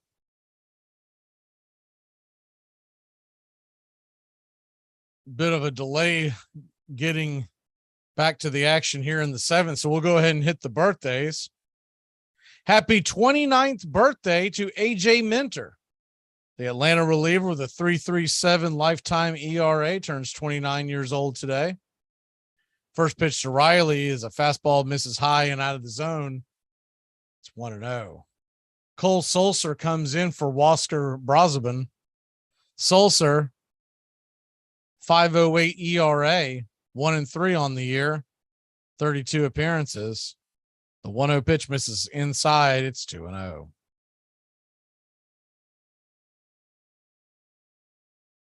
Happy 27th birthday to Willie Adames. Adames is currently playing for Milwaukee, began his shortstop career with the Rays. The 2-0 pitch, outer edge, called for a strike. And it's 2-1. The 2-1 delivery swung on and belted high and deep into left field, trying to jump over the wall to catch it, but just out his outstretched glove. It's a solo shot by the rake. 7-1, your Atlanta Braves. That rainbow brought rain. An absolute moonshot. I thought it was going to go several rows back, but it just kind of hung up there and just got past the outstretched glove into the bullpen. 7-1 Atlanta. Matt Olson coming to the plate. Braves bats have woken up against the Marlins. Really struggled to score in that Colorado series. First pitch is right down Main Street at the knees to Matt Olson. It's 0-1. 92-mile-an-hour fastball. The 0-1 delivery on the way to Olson, and the slider's low. It's 2-1.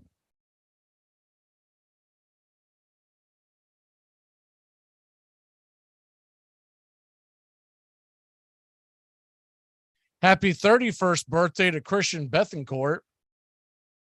The 2-1 pitch is swung on and grounded over to second. A quick 4-3 putout will put one away here in the 7th. Olson now 0 for 4 on the night, in a bit of a slump.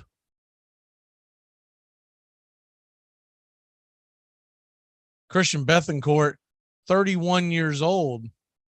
He's in the Tampa Bay Rays organization now. Remember, was with the Atlanta Braves from 2013 to 15 before the trade to San Diego. Happy 51st birthday to Rich Aurelia, former infielder for the San Francisco Giants. First pitch on the way to Travis d'Arnaud is called a ball outside. It's 1-0. d'Arnaud 1 for 2 on the night.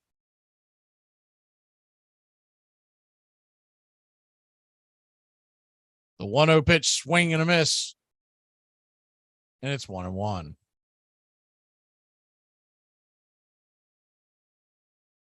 d'Arnaud 1 for 2. The home run, a hit by pitch. The 1-1 off the plate wide. It's 2-1.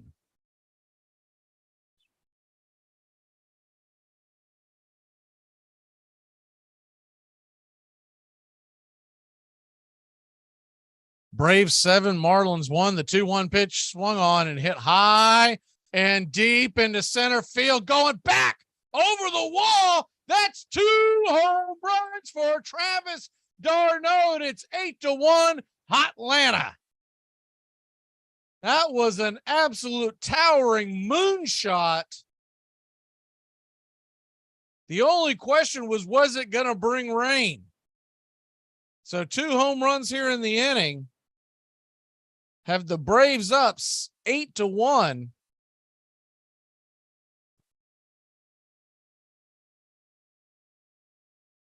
And coming to the plate now is Money Mike. Can he make it 2 home runs? Atlanta Braves need a kind of a laugher. They need one where their bullpen doesn't get taxed for once.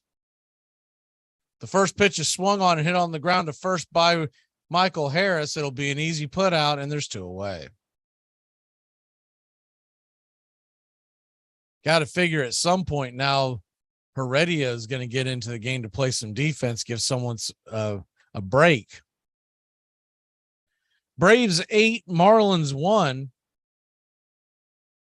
Back to the birthdays. Happy 85th birthday to Peter Ueberroth, the former Major League Baseball commissioner from 84 to 89. And a lot of folks forgot he is the one that orchestrated the 1984 Summer Games in Los Angeles. First pitch is on the way to Grissom. It's wide for a ball. It's 1-0. The 1-0 pitch is in the dirt. Ball 2, 2-0. Change up. Jimmy Connors turned 70 years old today. 8 Grand Slam titles with the U.S. Open going on right now. The 2-0 pitch, a little in off the plate, but an 8-1 wide strike call by Corey Blazer. It's 2-1. Terry Bradshaw, the former Pittsburgh Steelers quarterback, he is 74 years old. The 2-1, that ball's wide. He's calling some wide strikes now. You better swing, Grissom. It's 2-2. That's 2 pitches. One was way in on the plate. One was way off the plate. They just flashed in towards Snicker. He is not happy. The 2-2 swung on and banged on the ground over to third. Play made, and Grissom is out by about a half step, and that'll end the inning. Or are they calling that foul? I think they're calling that foul now.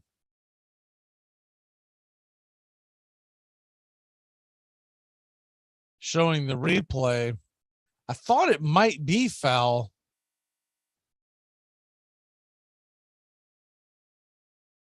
Showing the replay, Grissom running kind of gingerly towards first.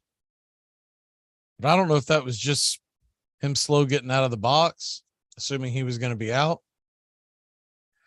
So the 2-2 to Grissom now on the way, swing and a miss, strike 3, and that'll end the inning.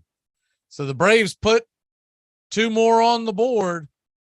It's 8-1. We head to the 8th. You think you have it bad right now? Well, here's a little perspective. Caitlin from Instagram is super tired from leg day. Here are some baseball facts you might not have known. In 1979, the Yankees introduced a mascot named Dandy.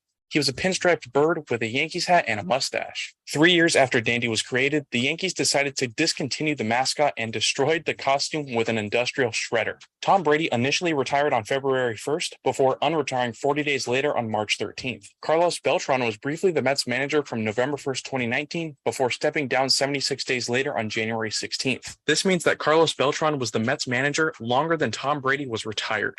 September 6, 1918. Far different from any incident that has ever occurred in the history of baseball was the great moment of the first World Series game between the Chicago Cubs and the Boston Red Sox. As the crowd of 19,274 spectators stood up to take the afternoon yawn, the band broke forth to the strains of the Star-Spangled Banner as the ball players turned quickly about and faced the music.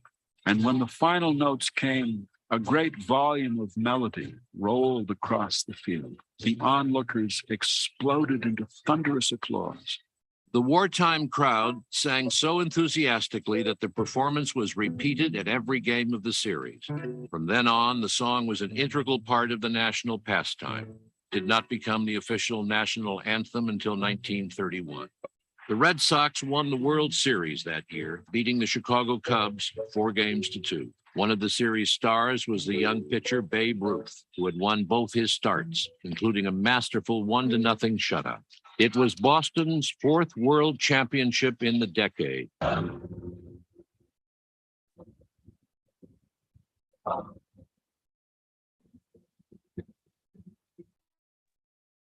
Welcome back to Braves Country Baseball. The Atlanta Braves lead at 8-1. We head to the top of the 8th inning. Jesse Chavez is back out on the mound. Welcome sight to see for Jesse Chavez returning to the Atlanta Braves. Braves picked him up off of waivers after the Angels released him a few days ago. With rosters expanding, a very welcome addition. The first pitch from Chavez is swung on. It's a comebacker. He's got it. He flips it over to first. After jumping a leap and a flip over to first, there's one away. One pitch, one out for Jesse Chavez. Finishing up the birthdays, Keanu Reeves turns 58 years old today. Lennox Lewis is 57. Mark Harmon, 71 years old. And Salma Hayek turns 56. And that's your birthdays. Braves Country Baseball, Friday night edition. Jesse Chavez kicks and deals a cutter on the outer edge, called for a strike. It's 0-1. Chavez misses just off the plate wide.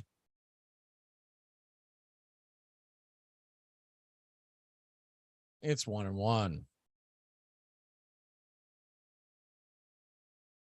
Jesse Chavez, the 1-1 pitch, swing and a miss, sinker, low in the zone, but over the plate, it's 1-2.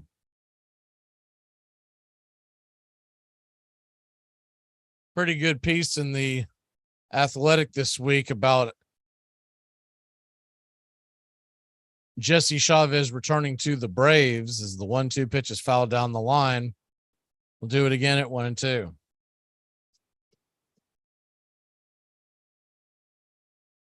Outlined how Chavez and Charlie Morton go way back. They were Pittsburgh Pirate teammates years ago and really good friends. And Morton, one of the most excited of all to see Chavez heading back to the Braves. That was a head scratch. I couldn't understand the trade at the time. The 1-2 pitch off the plate wide. It's 2-2.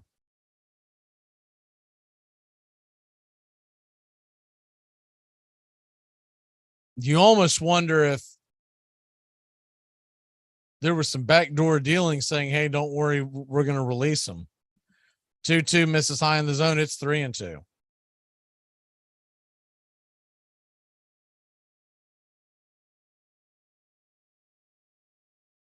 Three-two pitch on the way, swung on and grounded over to short, sliding, hopping to his feet, firing it over to first, and it's a 6-3 put out.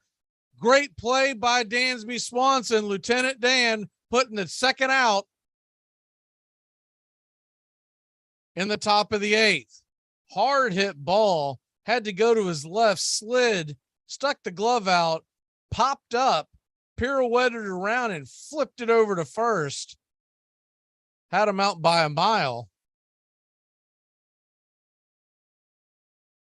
Dear AA, please re-sign that man. The first pitch on the way from Chavez to Cooper is off the plate. Wide, it's 1-0. Braves 8, Marlins 1. The 1-0 pitch, swing and a miss.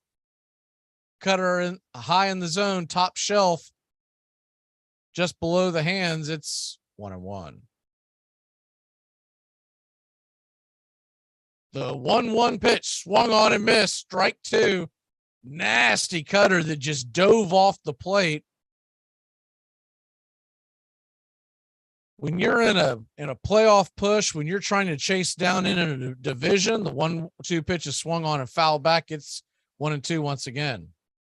I don't think it can be understated how valuable Jesse Chavez is to this team. Knowing that if you got a big lead, or if you're down by 4 or 5 runs, 3 runs, that he'll come in and keep it right there. The 1-2 pitch in the dirt wide, it's 2-2. So it's getting tight in East Lansing. What was once a 21-3 game, and Michigan State was knocking on the door about to blow it open. The 2-2 pitch on the way off the plate wide, it's 3-2. Spartans are now only up 8 points and almost midway through the fourth quarter. We'll keep you posted on that. The 3-2 misses, ball 4, and it's a 2-out walk. which will bring the left fielder from the left side of the plate, Blade, to the plate.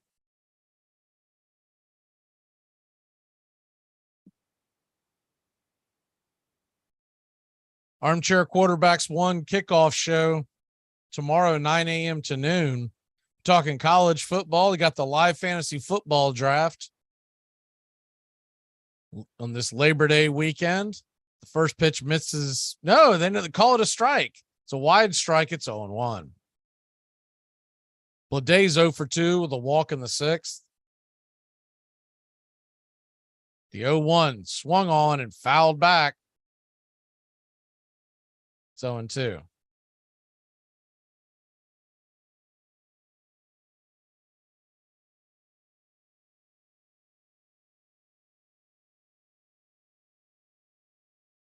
The 0-2 delivery from Jesse Chavez. Kicks and deals. It's in the dirt. Gets away from Darnode. Runner's going to move up 90 feet. So Cooper heads to second base and is in scoring position now with 2 away. Atlanta leads at 8-1. Good to see everyone in here chiming in on the broadcasts on a Friday night on your Labor Day weekend. Hope y'all got big plans.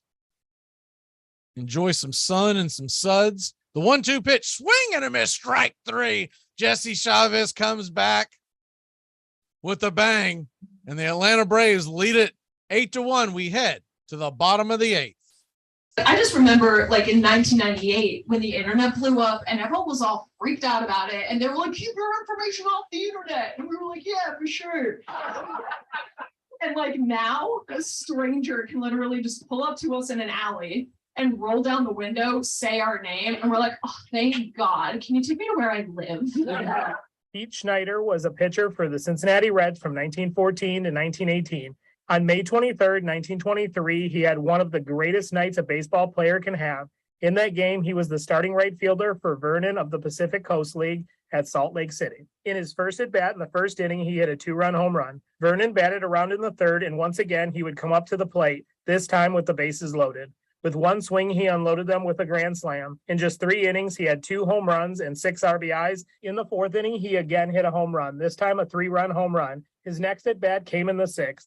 He just missed another home run when he hit a double off the very top of the center field wall. In the 7th inning, he hit his 4th home run and 2nd grand slam of the game, raising his home run total to 4 and his RBI total to 13. Vernon would bat around again, and Schneider would come to the plate again in the 7th, this time with the bases empty. He hit another home run. His last at-bat came in the 9th. His last at-bat resulted in a fly out to center field. He ended the game with 5 home runs and 14 RBIs. What a performance. Oh yeah, and his team ended up winning the game 35-11. Rothstein was basically a guy who never gambled. You know, he's known as a gambler, and he never gambled on anything in his life, which is why he got very, very wealthy. He only put money ostensibly gambling on things that he knew were a sure thing or that he had covered so well that there was no way that he couldn't make a profit. I don't think he really cared about sports. I think he really did cynically feel like, well, these guys are schmucks. They're going to be old men, and I'm still going to be making money off this game when they just have to pay to get into the stadium.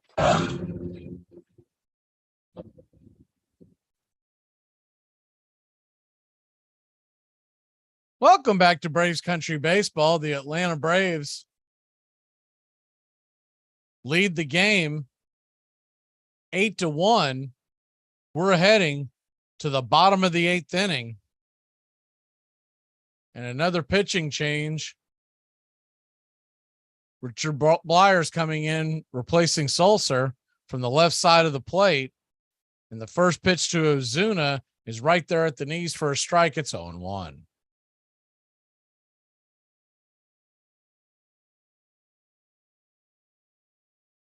Braves, if they win tonight, would keep pace with the Mets, who are beating Washington late in that game at 7-3.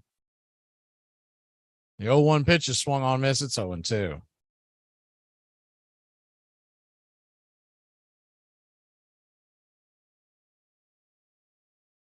These same 2 teams are back at it tomorrow. 7:20 first pitch.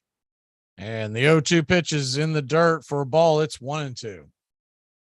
1:35 first pitch on Sunday. It's Odorizzi versus Cabrera tomorrow night, and then Lopez versus Max Fried on Sunday. And then the Braves will have Monday off and head towards Oakland for a 2-game series. The 1-2 pitch swing and a soft liner to short. Rojas has it, and there's one away. No doubt about it, Ozuna, who has 2 hits on the night, one was a swinging bunt, but he has put much better contact on the ball tonight. Maybe all this time off and maybe more time in the batting cage has paid off. Robbie Grossman comes to the plate. He'll flip around to the right side, facing the lefty. He's 0 for 2 with the walk in the 6th. It's a quick turnaround in Oakland, that Tuesday-Wednesday game.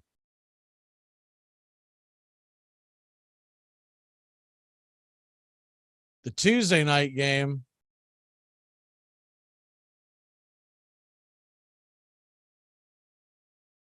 of course, is a return trip for Matt Olson. The 0-1 pitch is swung on and banged off the plate. It's 0-2.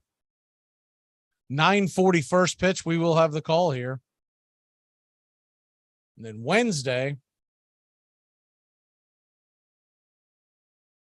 3:37 Eastern first pitch. We'll do Tuesday and Wednesday. No broadcast on next Friday. So I have prior plans.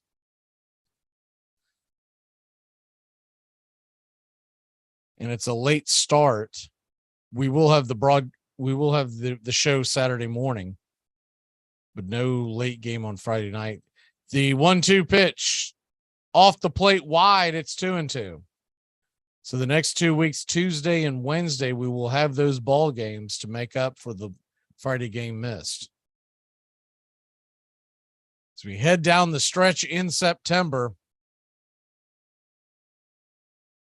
the 2-2 swing and a miss, strike 3, just off the plate. He gave chase.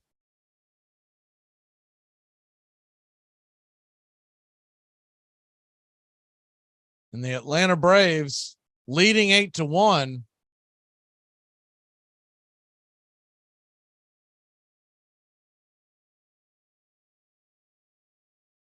Will now send Ronald Acuna Jr. to the plate. Acuna singled his last time up. He's 1 for 4 on the night. The first pitch to Acuna is inside off the plate. It's 1-0.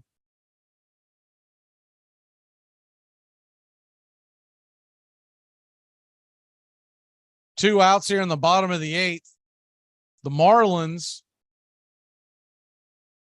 when they come up in the 9th, as Acuna steps out for a second, call a quick time, and he's back in. The 1-0 pitch is right down the pipe, called for a strike. It's 1-1.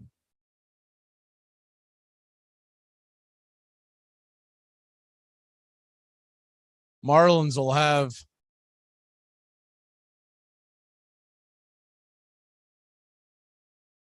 the 1-1 delivery off the plate wide. It's 2-1.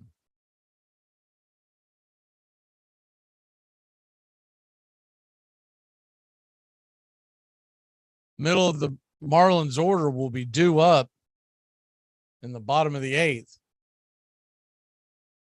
The 2-1 just off the plate. Surprised he didn't call that as a wide strike. Oh, they're going to. They rung him up. He did not go around, but they're giving the wide strikes here.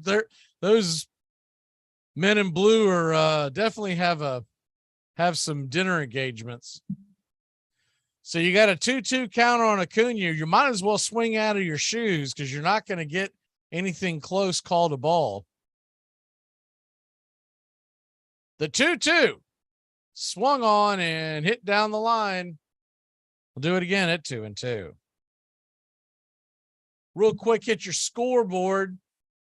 Mets 7-3 over the Nationals in the 9th. Phillies and Giants are about to start. St. Louis 2-0 over the Cubs in the 6th. Tampa Bay 5, Yankees 0. The Yankees are absolutely crumbling down the stretch. They'll be just 5 games up on Tampa Bay. Here's the 2-2 pitch, and that ball is swung on and hit high and deep. It's off the wall. Ronald Acuna Jr. is going to limp around first, heading into second.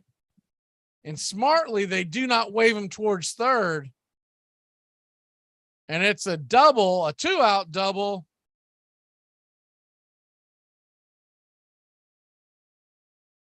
You would think they would go ahead and do a pinch runner for Acuna. I mean, my God, you're up 8-1. He gingerly came around first base. Not really a full-blown limp, but almost like a hitch in his giddy up. Then when he hit second base and slowed down, he looked like me trying to go to the mailbox. I mean, his knees are definitely hurting. I can't believe that they're not pulling him and letting someone else run for him. Acuna stands on second with 2 out. The Braves up 8-1. And he has been quoted as saying that what hurts him the most is not the defense. It's not the swinging of the bat. It's the base running. The 0-1 pitch, swing and a miss, strike 2. And it's 0-2. You've got the expanded roster. You've got many players that you could put on the base paths. You're up 7 runs heading to the 9th. He's not going to get there any faster than a pinch runner. It really is dumbfounding that they're not letting him go. The 0-2 pitch off the plate high. It's 1-2. Standing on deck is Austin Riley.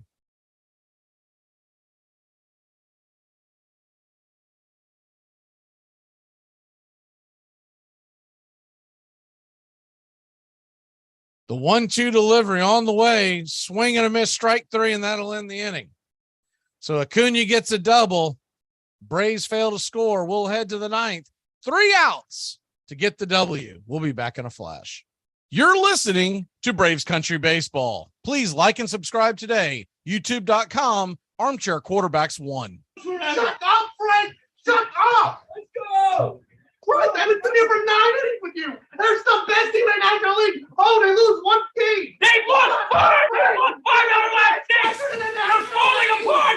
The Braves never lose. Armchair. One pitch away from a pitcher's absolute nirvana. A perfect game. Dennis Martinez ready, and the 1-2 pitch popped in the air to center field. Going deep on it is Marcus Grissom. He's got it on the track. Dennis Martinez being mobbed by his teammates on this 28th of July, 1991. Dennis Martinez has reached the ultimate, a perfect game against the Los Angeles Dodgers. Nothing scratchy, nothing fluky. It was a masterpiece. The proposition to throw the World Series was first brought to me in New York City in front of the Ansonia Hotel. Chick Gandil came to me and said he wanted a conference. He asked me if anybody had approached me on the 1919 World Series with the purpose of fixing. I told him not yet. He asked me if it was fixed, would I be willing to get in and go through with it? I told him I would refuse to answer.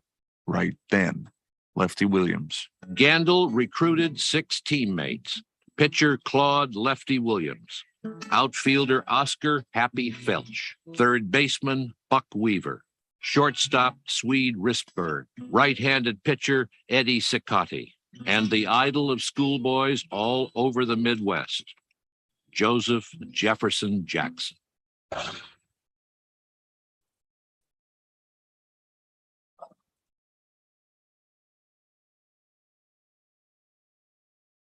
Welcome back to Braves Country Baseball. The Atlanta Braves lead the Miami Marlins 8-1. We head to the top of the 9th inning.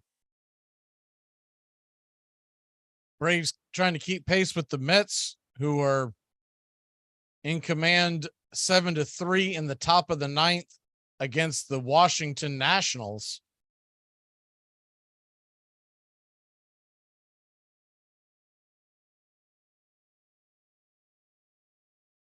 And the first pitch is on the way. Iglesias is in the game, and it's banged foul past the third base line. It's 0-1. Iglesias comes into the game. Raisel Iglesias, a 3.3 ERA, 207 batting average against, 57 strikeouts in 46 innings. The 0-1 pitch, swing and a miss. Strike two. It's 0-2. Iglesias will be the heir apparent closer for the Braves, you would think, starting next year. Braves made the trade, and as the 0-2 pitch swung on and missed, changeup in the dirt, and it's strikeout number one, out number one to start the ninth.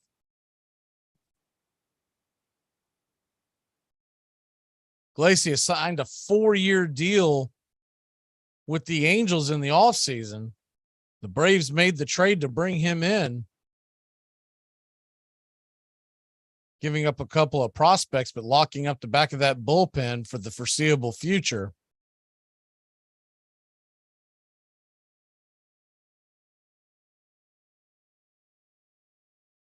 The first pitch is on the way and swung on and popped up. Underneath it is Grissom in shallow right field. He'll make the catch, and there's quickly 2 away.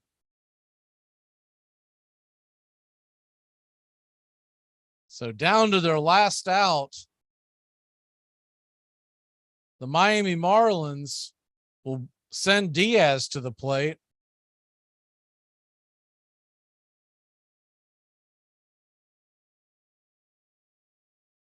Diaz 0 for 3 on the night. The young first baseman from the left side, the first pitch, it's a changeup in the dirt. It's 1-0.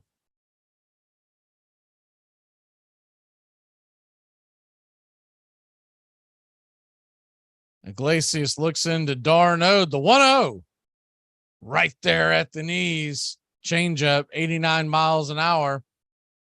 And it's 1-1.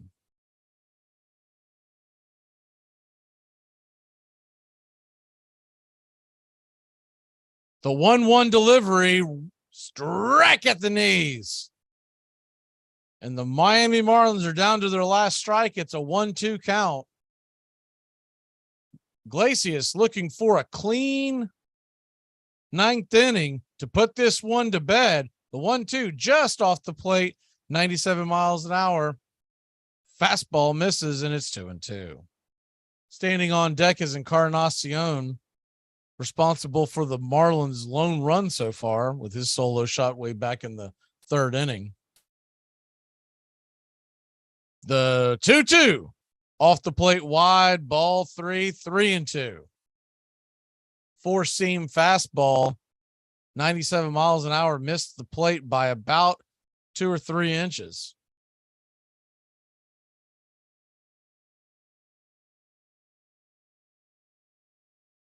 Here's the windup, the delivery, right down Main Street. He got caught watching the paint dry. The locomotive went right down the pipe. Travis d'Arnaud takes off his mask. Big smile heading towards Iglesias. And it's a strikeout to end the inning, to end the game. And the Braves take game 1 of a 3-game set. 8-1. They pound Sandy Alcantara. We're 2.5 back. If the Nationals can pull off a miracle, we'll creep closer. If not, 3 back going into tomorrow.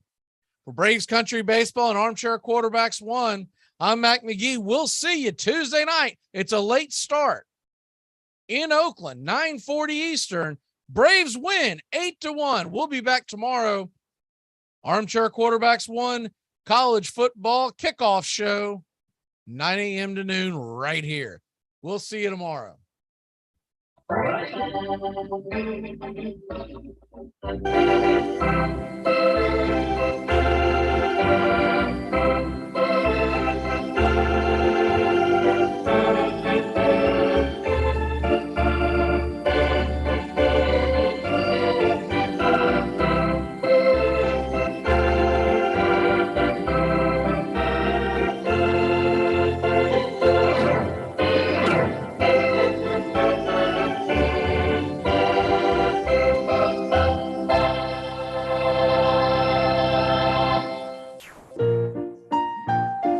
Braves fans. The Armchair Quarterbacks YouTube channel are bringing you Braves baseball all season long. Hi, I'm Mac McGee, and I'll be bringing you Braves baseball play-by-play for the Braves fans out there, for all of Braves country. So pull up an armchair and join us for Braves Country Baseball, first pitch to last pitch, Tuesday and Friday nights, right here on the Armchair Quarterbacks YouTube channel. This portion of the show is being brought to you by The Best Things in Life, which are still free with minimum purchase at participating dealers.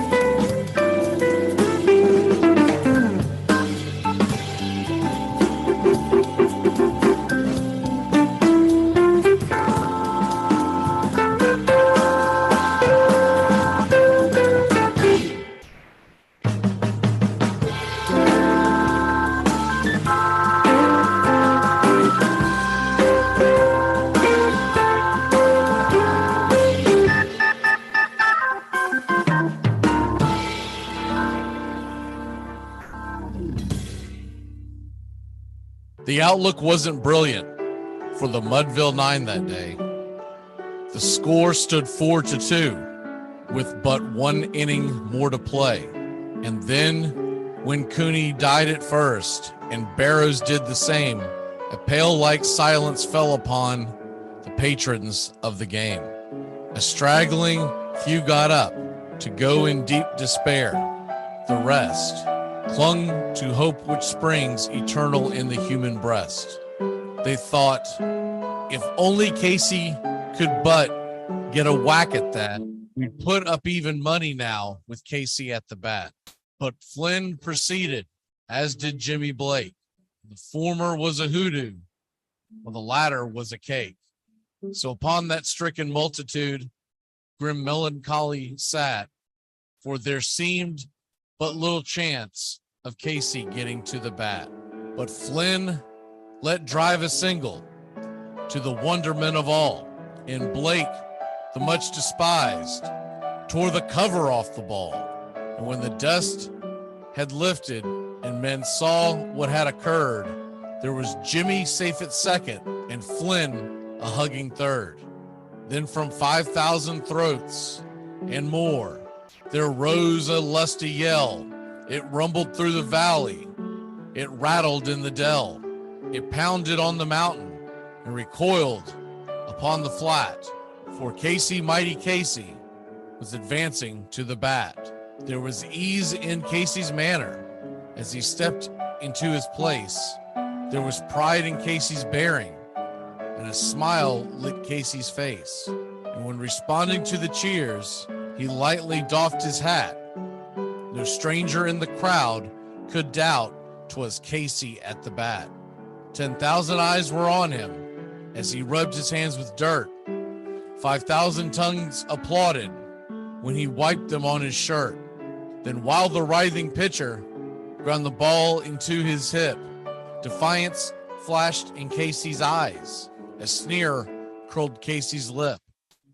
And now the leather-covered sphere came hurtling through the air, and Casey stood a-watching it in haughty grandeur there. Close by the sturdy batsman, the ball unheeded sped.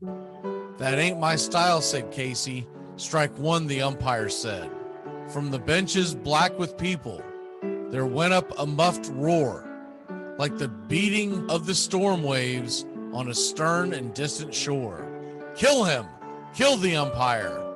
Shouted someone on the stand, and it's likely they'd have killed him had not Casey raised his hand. With a smile of Christian charity, great Casey's visage shone. He stilled the rising tumult. He bade the game go on. He signaled to the pitcher, and once the dun sphere flew, but Casey still ignored it, and the umpire said strike two. Fraud, cried the maddened thousands, and echo answered fraud. But one scornful look from Casey, and the audience was awed. They saw his face grow stern and cold.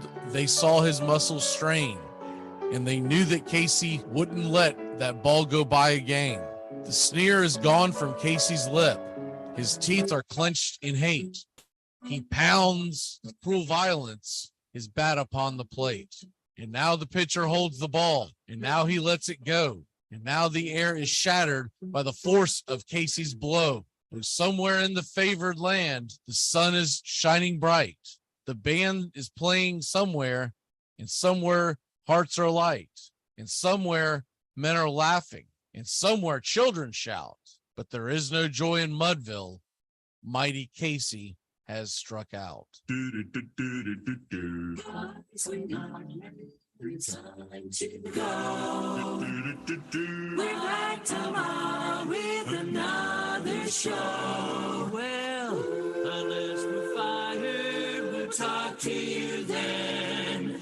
Goodbye, sweetheart. Goodbye. Goodbye. Guys and gals, it's time to go. We'll see you on the next show. Same bat time, same bat channel. Thanks for listening to the Armchair Quarterbacks on these CBS Sports affiliates and catching the show on YouTube Live.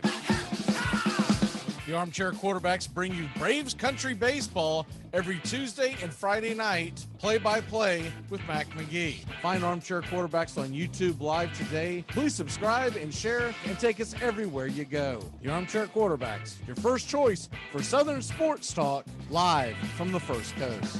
Gonna get another